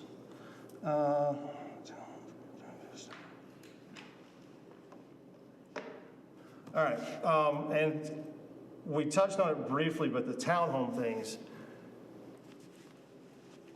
I think I remember a comment of you guys saying you put those in to try to plan for future development. But, I mean, not necessarily the whole point of it, but you consider future development with having those out there and facing a certain way or whatever. But do you really think anybody that develops one of those outer parcels is going to face in? Or are they going to face out? As a developer, if I was developing that for conventional student or even hotel. Because they're going to be facing a 7-story parking deck. That's what's right behind those townhomes, it's a 7-story wall parking deck. I appreciate that conceptually, and I don't want to discount that comment because it's a real comment, right? But when you are sitting in your little, you know, let's just call it a patio on the ground level, let's just say, and you're facing a 2-story townhome at kind of a normalized distance, I think that fades into the background a little bit, but nonetheless, I hear you, and I think there are some things we can do to, like for instance, in Fullerton, California, we had a really cool, like greenscape, where you just basically add like a metal fencing to the property, and ivy can grow on it. It can be kind of a cool integrated part of the design. I'll show you an example next time. No, I mean, what's the separation between the townhome and the deck? The townhome and the property line, the face of it is about what, 30 Not the feet? property line, the townhome and the parking deck. Excuse me, okay. Like probably, again, 20, 30 feet. No, I think it's something shrugged. Looks like 10 on the drawing. Oh, the distance between the back of the deck, right? The back of the townhome and the deck. Yeah. Either about the front of the townhome. No, yeah, the back of the townhome and the deck. He'll know better than It's about 10 feet right now. About 10 feet. Again, we're very early in the design. Right, I'm, like I said, when I'm looking at this stuff, I'm just trying, because right now, those all face, what, the back of the post office on this side and the back of, what is that, Habaneros and whatever's up there? What's the one next to it? Duncan, or? Bank of America. Bank of America. No, on 123, it's the other 8. Tropical Grill, yeah. But that's what I'm saying, like, those are drive-in, like, that's restaurant front face and stuff, like, and I get that development may or may not change. It may become more profitable to not have a drive-through restaurant or something out there. But if it doesn't, and we say, okay, all the student housing is allotted, we're not gonna approve any more in this area. So I've gone from very expensive student housing per square foot, which is very profitable, I'm assuming that's why you guys are in it, to, okay, we can only do commercial. So I gotta find my most profitable commercial that'll go out there on 123, and it's probably gonna be something facing 123. Yes, and I think that's where it wants to go, where you are deriving the most value out of retail there. So, like, right, we all want retail to survive. Right. We feel on the lakeside, you probably have to subsidize it. You would not need to subsidize it on that side. In fact, that could be what's the opposite of a loss leader? Such a moneymaker that allows you to build conventional units on top, right? So for instance, Tom Wincop. But my point with that is if we go with the comments that have been made of, oh, we don't have to do any more student housing because you guys are taking care of all the rest of our allotment for us, then nobody can put those units on top of those out there to get that price per square foot for that property up. So it's gonna have to be a very successful business that can go in out there to make that land affordable. Or we're gonna have more than 1,800 beds down in that area. I agree with you. I guess all I'm saying is this development would help that successful commercial. 100%. I'm not, that's not the part I'm disagreeing with. The part that I'm saying is this idea that we can say, we're gonna put, what it was, 1,300 beds in this area right here. And 50 feet away from it, you guys can't have any. Because they can make $300 a foot or whatever on their property, but you guys can only rent out to commercial business, and you can't put any units on top. It can't be mixed use anymore because we've already hit our 1,800 that we allotted for the area. So you guys can't have any. I don't see that going over well. I don't see somebody being like, you guys are right, you already gave away your 1,800. They're gonna wanna put units out there. So we're gonna wind up, and I'm not saying that's bad for business. Having a denser population is absolutely great for business. That's not the point I'm making. The point I'm making is I just want everybody to be aware, the idea that, you guys are gonna put in these, that's gonna fill up our 1,800, and that's gonna be the last bit of housing that goes in out there is just not gonna happen. I agree. The only thing I would maybe offer is that I think there's probably one more Signet-sized development within 1,800 beds, and I never had the chance to comment on it earlier, because I think they're like 275 or 300, so that'd be 1,600, 1,550. So there's another, just one, I'm not trying to say this changes the question or comment you're making. Right. More of a clarification from earlier, I think. Okay, but that's, let's say Signet was 200 and they were at 5 stories, or 250, whatever they came in at. So that leaves us another 250 left. That's right. That's all it's Okay, so if we pack that onto 2-3 acres up there, I mean, now we're full. Now the other guys don't get to have any. I mean, my point is you're gonna want, if we put this tall of a building, with this density of people in that spot, we're gonna overshoot what we were targeting. And I'm not saying that's bad for retail or anything like that. I'm just saying it out loud so that everybody hears it, that when we're thinking about this, we have to understand that since this is the first real part of this development, if we go this big with this number up front, we're gonna overshoot the 1,800. It's just gonna happen. Well, I guess one thing that we could talk about too is, is how is this done, right? And that's out of our control. I was gonna say, I don't want to meddle with that, but I agree with everything you said. I think that is the comment before the commission and the community at large, right? You said, how is it zoned? Well, I mean, it's out of our control, I guess is what I'm saying. Right, but currently it has the same zoning as the property you guys are proposing to get a PD on. So if we say you guys can have it, we got very little footing to say the next guy can't. So you have 5 of 15 acres that you're wanting to develop, which is a third of the 15 acres. Well, a third of the 1,800 beds is gonna put us at, 600 beds. So that's all we're sitting here thinking. I got the last hard fact question I had is, do you guys have projected rent figures yet? I'm assuming you do because you had to have them to get financing. Yeah, that's right. We've not gone out to the financing Okay, market yet. well, but yes, we do. You guys have put a ton of money into this development already. I mean, correct. Yep. Do you want me to share them right now? If you're, I mean, I know it's gonna vary depending on whether it's a studio or a 2-bedroom or a 3-bedroom or whatever, but do you know apparently, because you're renting by the room, right? By the bed. By the bed, by the room. By the bed. I can speak high level to it, and I would just caveat that, what we do today basically is we project 3 to 5 years out, right? So Right, the market may change tomorrow, nobody knows. But right now, best information, what are you guys planning? If everything stayed the same with your projections, what are you planning to rent each bed for right now?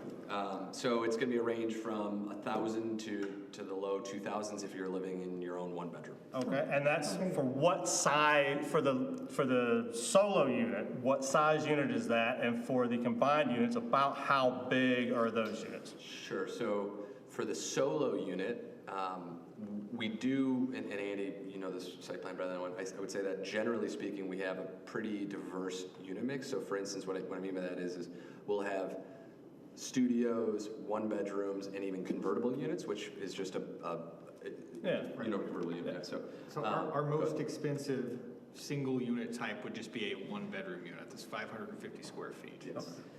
How much is that? That was in the low 2,000s. 2250. So, hold on, you said 550 square feet?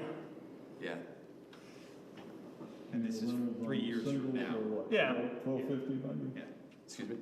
1250 for the per bed For the larger units, like 3 and 4 It bedrooms. said Yeah. 1,000 to right below 2,000. Yeah, so and the other thing that makes this hard is that we're not skirting this answer. What we try to do is we try to offer a broad swath of, remember, these are not guaranteed to lease up, right? Right. If we could sell them for, if we could rent them for $800, I know they're guaranteed to lease up, but at Yeah, I mean, if you guys can get $5,000 for them, people pay it, but that's fine, that's what they'll go for, that's what the market will pay. we have the problem too in some markets where they don't fill up as quickly as we want. So and our investors care very much about that, right? So we have to balance this leasing risk, and so. But generally when that happens, when you guys set a point, I mean, you guys may be different, but what I've generally seen is when you guys set a price point, in order to not devalue the property, instead of lowering rent, you offer incentives such as 2 months free, a month free, things like that, versus we're gonna cut the rent rate. That's a really fair, good point.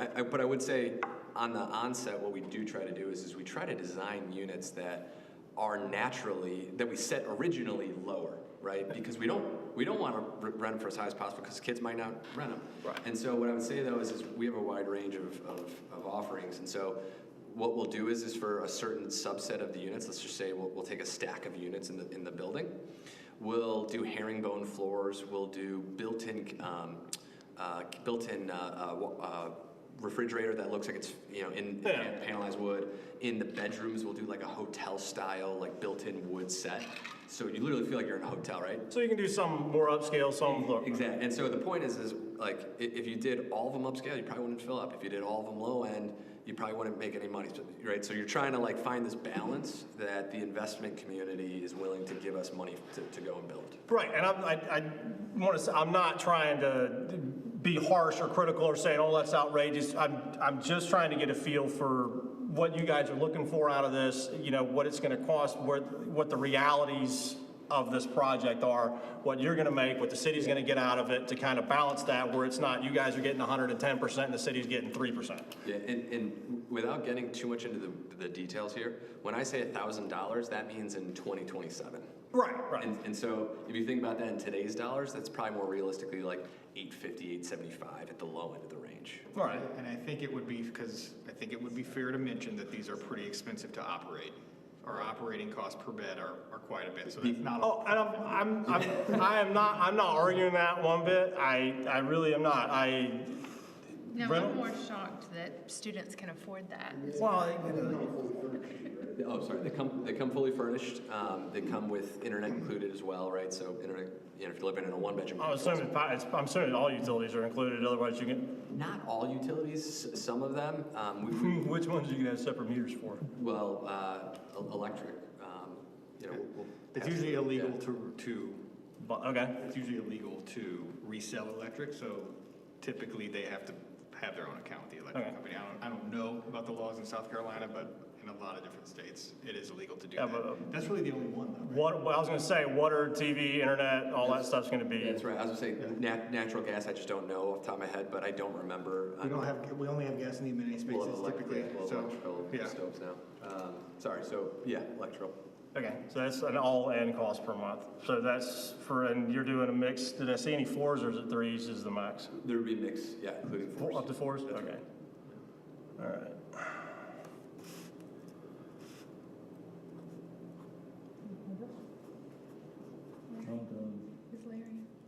Larry, something else?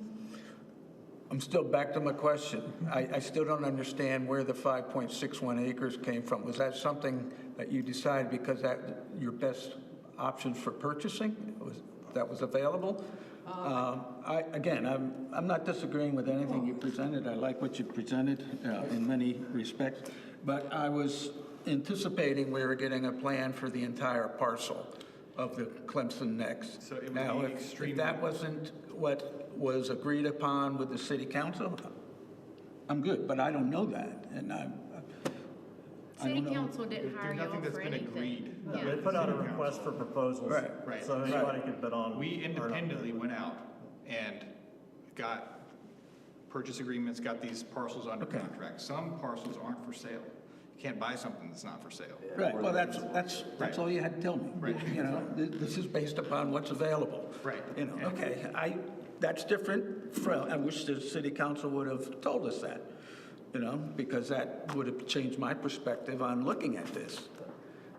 But that's.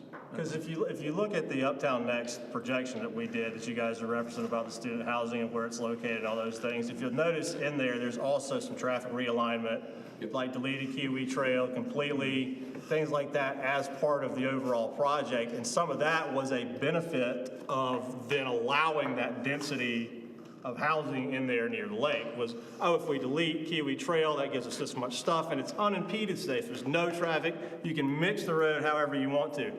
That light backs up, people cut down Kiwi Trail to get downtown. It happens. I understand with roundabouts and however you make the aesthetics of the road, there's still gonna be cars that come down. But that was one of the benefits of doing that whole corner as one big project, is then you could then realign roads and everything. Get rid of Kiwi Trail, make the part, contiguous, and move traffic over to where it's not gonna get in the way of anything.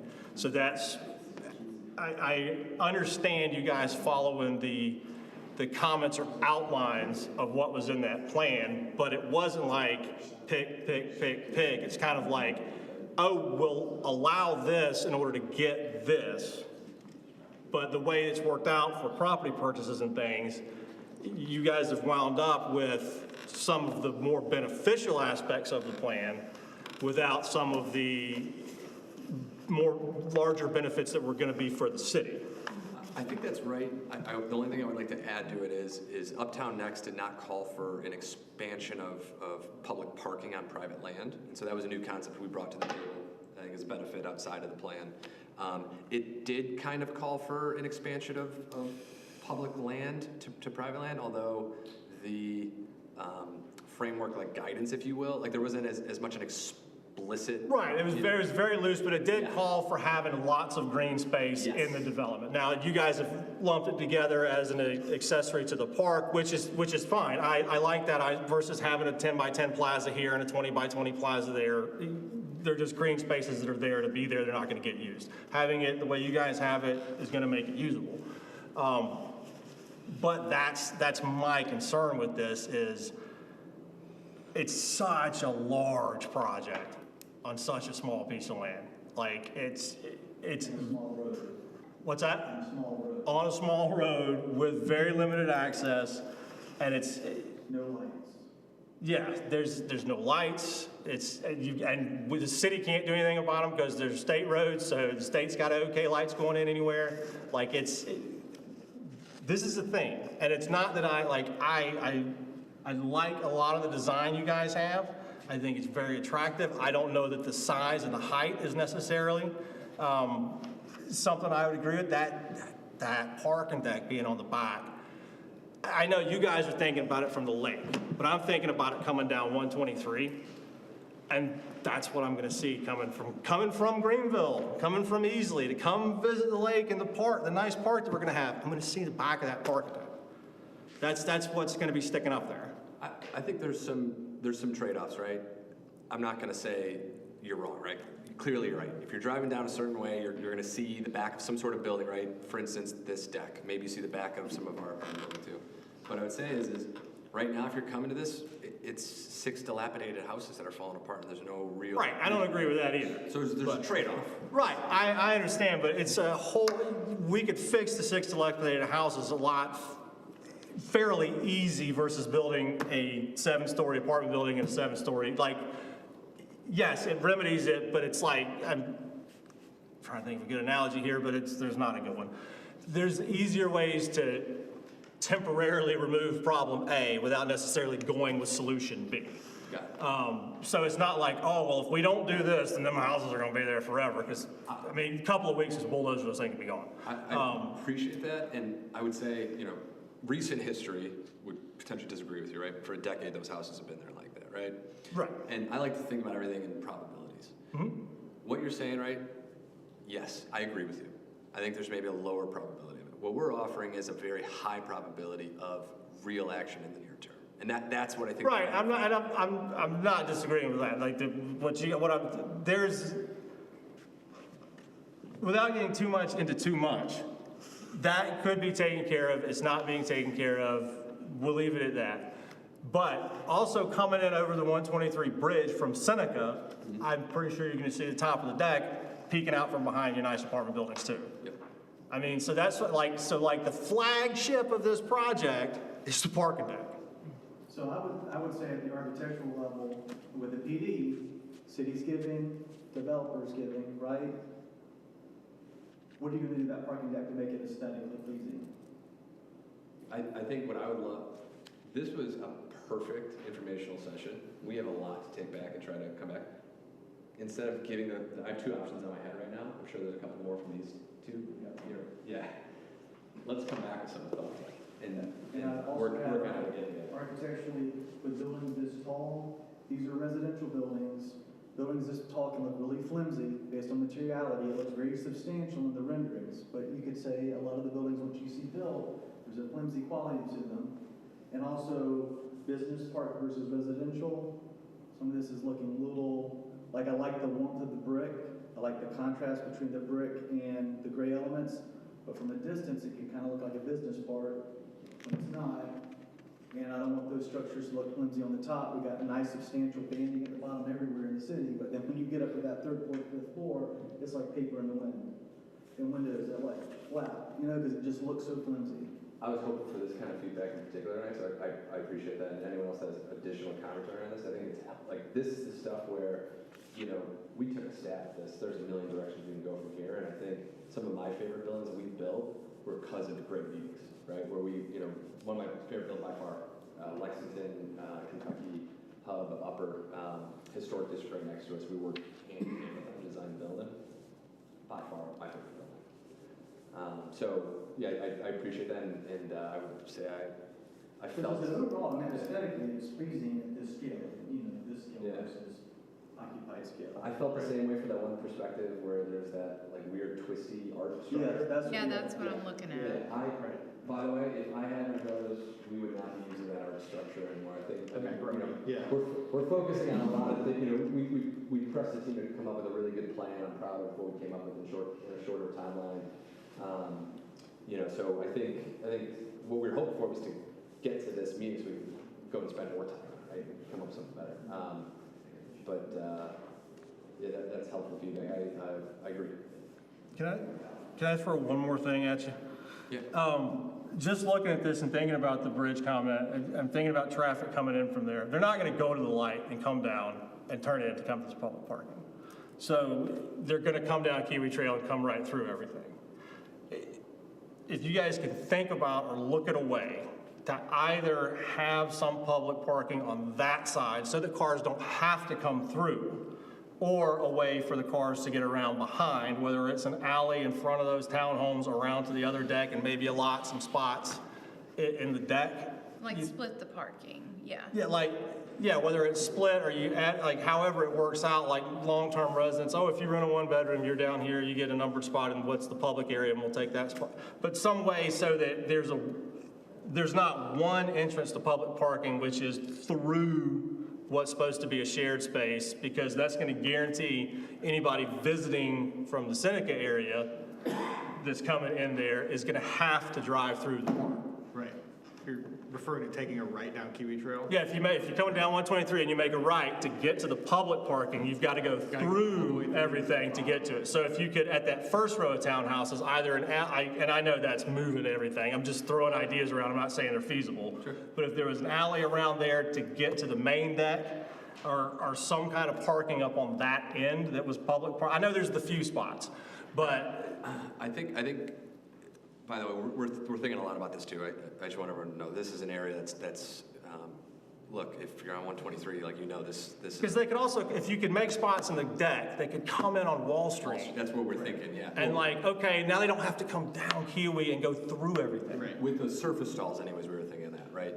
Then you get into, how do you keep people from parking there, and how do you keep guys' friends or whatever from, that's a different issue. But if you guys, I'm assuming now if they're resident only, it's gated or permit pass, or you scan tag, or there's this restricted access to the garage if it's resident only. I think we were thinking that those would be public parking stalls, and so like, We would at some point have an RFID access control, but the public. Yeah, but that surface park, yeah, but at nighttime, like, so, you know, there's retail hours and then there's park hours, right? Let's just say the park closes at, you know, I think city parks close at 11. think. When the sun goes Talking down. about the public parking? Yeah. Yeah, So I'm trying to explain how, Right. so that students aren't parking there, right? Right. And Joe, you know, Joe off the street who's not using the park or the retail's not, the Bank of America tenants aren't using the parking there. Right, because I mean, like, it's, depending on how many, I know you guys said it's 1.5 spots per unit for residents, and kids might not bring cars, or it's gonna be storage, or it's gonna be this, or it's gonna be that. But if my girlfriend lives across town, or my boyfriend lives across town, and they gotta come over and visit, they're gonna park somewhere. So, and it's, you know, and if they come over on Friday night, and I wanna go, and the public needs to use the park on Saturday, and all these are filled from Friday night people parking, there's those kind of issues, which is kind of a separate thing. You can look at different ways to do it. But when you say, oh, we'll just make those public, that's one of the issues you have around town with certain spots is they just get used by people going to visit people in these developments. We totally agree. So for the structured parking, one of the things we're talking about is like, do you actually make that like a check-in, check-out thing? Or do you just tow people at 2 a.m., right? Like, let's just say that the last hour of any of the retail is 2 Oh, a.m. so no sticker, you get towed. Exactly. Or it's just, you get towed, right? Because it's public parking. No parking after 2 a.m. It's a public parking. Oh, you're talking about the service, I thought you meant in the building. I did it in the lower level. Oh, okay, so you're considering opening the lower level of the main deck as well as the 50 spots? So there's three, let me reestablish. So there's 3 different Because parking that, I think that would address a lot of what you were getting at with accessibility, because that's a lot closer to the retail versus more. There's also an elevator there too. Right, in that parking structure, there's an elevator. So if you come in on the ground, you need to go up or down, there's an elevator. Yeah, I think. Oh, sorry, go ahead, Tanya. I live in Clemson, and I know city council told you that people are not going to enter from the top of your property, but that's the only place I ever enter Abernathy Park. Because I go to one of the restaurants on 123, grab something, and then we go to Abernathy Park and eat it with my kids. So, I mean, I'm still looking at this parking where the parking for the public is at the bottom. I'm gonna drive in front of your building all the time. Well, that's what we were just talking about. I'm in a white 4Runner and I'll just honk when I go. If we make the primary spot, the primary deck, these surface spots here, so you could access it off Wall Street as well. So you would split public parking. You would still. I'm gonna come in on 123 on Kiwi Trail. That's where I'm coming in. So why wouldn't you just go up a little bit further and come in on Wall Because Street? my brain takes me, this is how I know where Abernathy Park is, and if that's where I'm headed, I don't think I'll go. It's a city road, the city can, all that, the city can do, close it, follow us, all that. So Tanya, I think there's, if you're okay turning onto Wall Street versus Kiwi Trail, right from, if you're heading eastbound on 123, instead of turning right on Kiwi Trail, you know, we now, through word of mouth or signage, obviously over time it gets better, you turn right onto Wall Street, you use these surface stalls, or some combination of surface stalls and some spaces in the deck. Within the main deck. Yeah. Yeah. On this level that you're seeing on the screen now. In addition, if you're turning left, if you're heading northbound on College and turn left on Kiwi Trail, you would still have some spaces in this deck. So we're trying we're taking, this is live obviously, but the next step to this would be, how do we get 3 different access points for parking? And by the way, if you do turn right onto Kiwi Trail, we're not in control of that road network, right? You could do a roundabout to push people back and have bollards that come up and down so fire access can still get through, and have parking there, right? So there are absolutely ways for us to get parking kind of on every different node you could attack this thing vehicularly. Because according to scale, if you measure it out, if you were to get in that front corner of the deck or those surface spots, you're only looking about 200 feet to across the street to the park, which is, it's not parking in the park like is currently available, and that could be an issue for some people, but at least it's not walking from down here where the public parking currently is.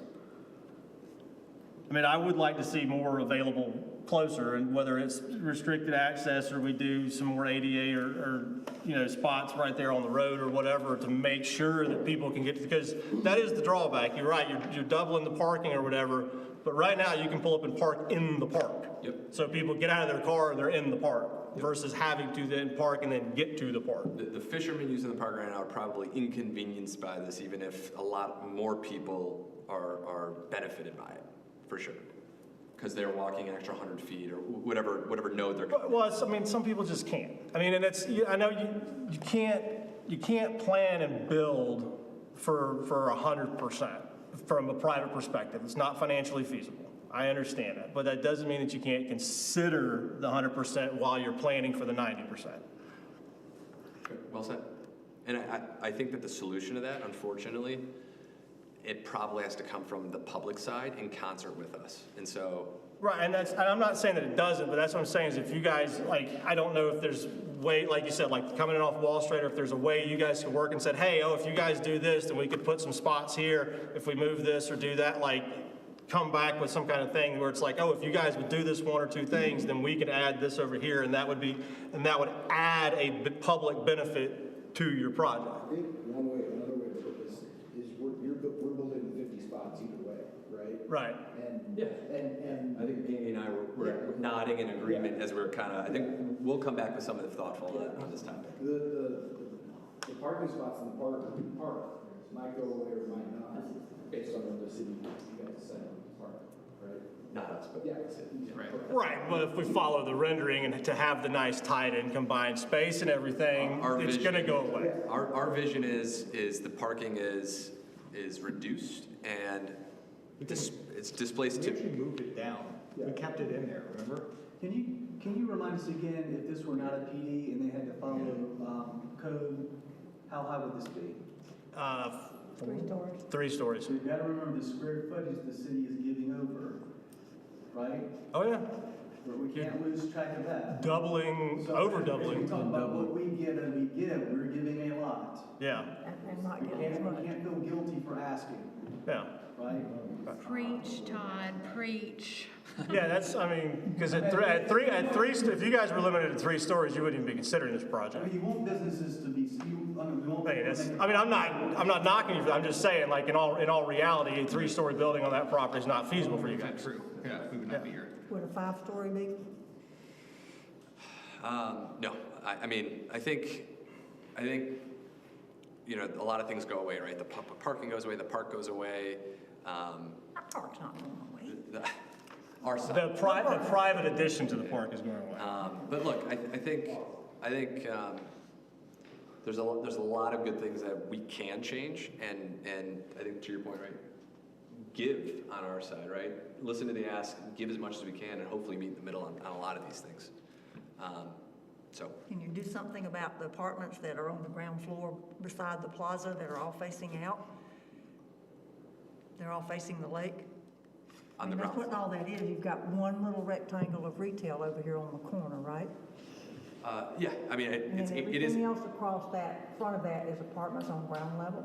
until our lobby, yes. There are a few townhome style apartments on the ground level that would have. I would just say that bubble diagram is a little disingenuous scale-wise. It is 8,500 square feet, which is it's a sizable retail bay. It's what's left over at the Bilo. If you guys need to visualize it. Yeah, really. It is, it's the side of the Bilo. It's roughly the same size. We literally just talked about this at the last meeting. It's the businesses that are over inside over there.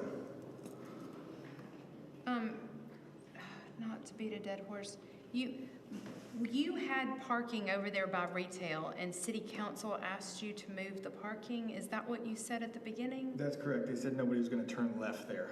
Apparently people turn right, so. I think they wanted to discourage people from turning. Yeah, You talking off 123? You can't turn left off You 123. can't turn left off 123, or to come in or come out. But you can turn right off of which is what I do all the time. And then you turn if you're trying to go back. But so disincentivize people to go there, as well as remove opportunities for people to try to turn left onto 123 or try to come into our site by turning left off 123. In other words, I don't think you can do that the way they have Yeah, it's done. already illegal. There's already concrete median for Wall Street, and then there's another concrete divider forcing no left turn there anyway. It forces it to go I mean, right. unless you want to jump a curb, but. Yeah, you can't make a left turn. Or it might promote people going further down, turning into a business, using that as a U-turn essentially and coming back. It happens. I but- do it all the time. Yeah. Because I live right over there. That's where, Yeah. You do what you gotta do. 120, yeah, No rule. 123, you do whatever. It's Wild West.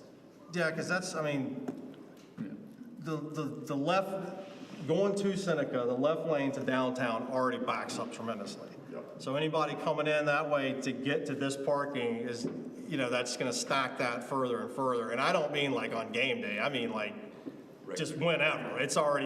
We're already backed up out of the lane, almost to the cones most of the time. so so this is a little bit of an older plan, so the precast deck looks different. But if you look in the upper left-hand corner, the blue P, that's a illustrative drawing. It's not, we don't have a survey for the public side of the land yet. We don't have,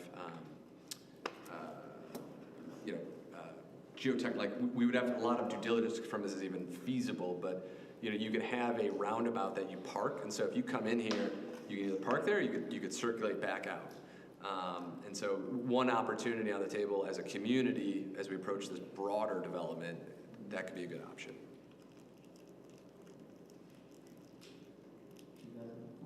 Right, but that would then be public option. Well, I think. I mean, and I don't mean it, what I'm saying is, that is us then addressing parking for you guys. I think.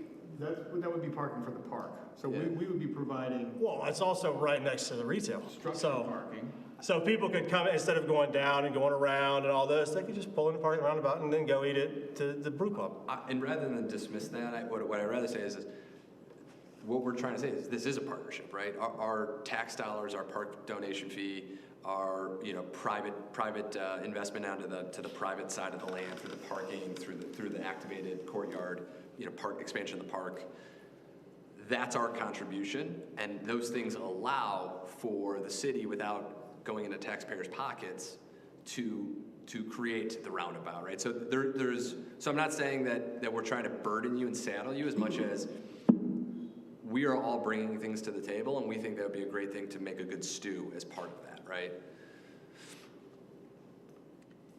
Yeah, I mean, I get what you're saying. I'm just, like you said, we're giving up a lot of height and a lot of density.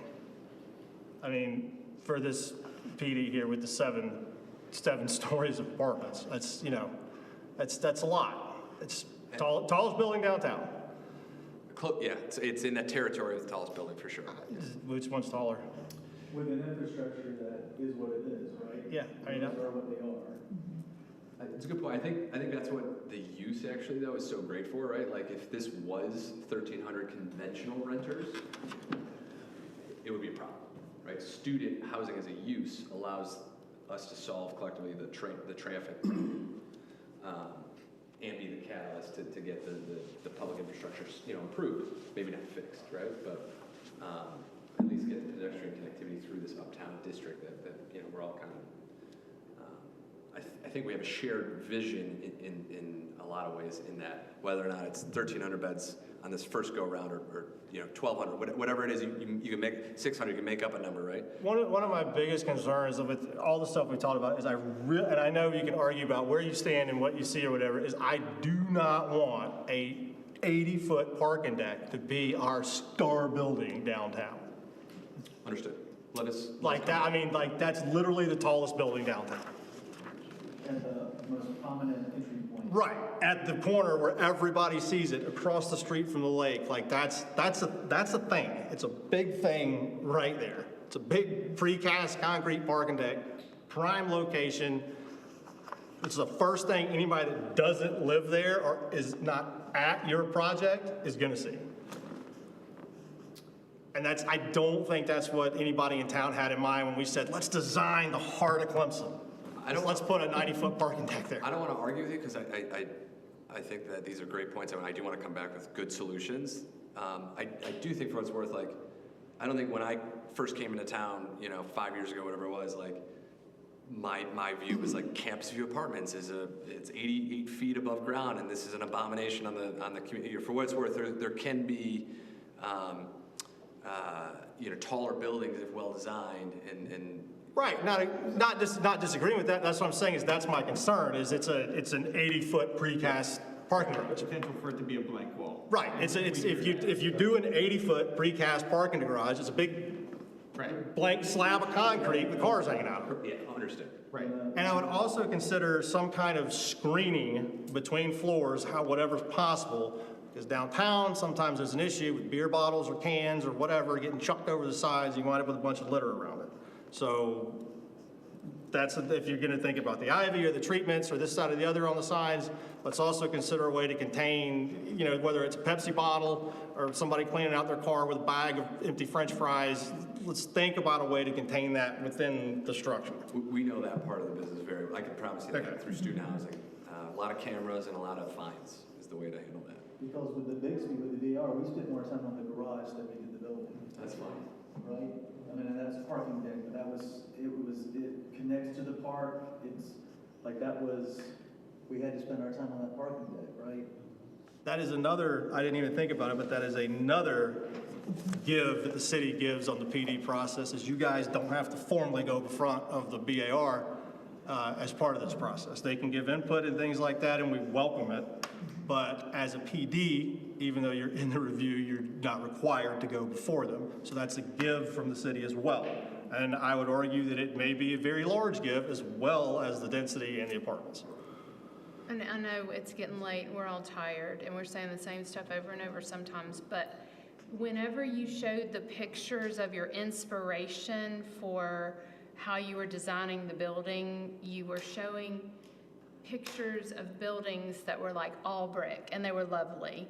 But when it translated to the picture before. Right. So, you look at those buildings and they look so warm, and, you get excited about that. But then when you're talking about 7 stories and then only 2 are brick at the bottom, it does exactly what the guys were saying, where it just cheapens things as it gets taller. It just seems like a lot of white and gray at the top, and that's not my specialty, but I mean, I'm just looking, when you're down at the bottom at the park, looking up at the curly thing, you don't see the 2 stories of brick anymore. You just see a lot of gray buildings here. Do you see what I mean? Like then the brick that's the inspiration has now been hidden, and it's very hospital-like. I can't say that I disagree with you. Okay. It's reserved for the people in that area, not for the masses who experience the building as they live by it. But I like beautiful buildings, I mean, I like that. And I mean, I would like to, if I was sitting down there, to be able to see a little bit more brick. Yep. We appreciate that comment. I agree as well. Okay, any final comments? It's almost 9 o'clock, so if we can maybe wrap things up and come back fresh when you bring something back. I would ask that when you bring something back, if there's any way to show how it fits in with the surrounding buildings. I mean, this looks all nice because there's nothing around it but green trees. How does it look from where the post office is to where you're gonna have that? Think those kinds of views. Because if we fill up the student housing, sorry, I'm not dragging this on, but if we fill up our apartment quota on you guys and we do say, okay, no more 7-story buildings, they are gonna see the back of everything. You're not gonna have a 5 or 6-story building behind you guys to block any of that. So we do have to think about all sides of this project. We hear you loud and clear. All right, any final comments or? Okay, then. All right, thank you for your time. Go home. Thank you all.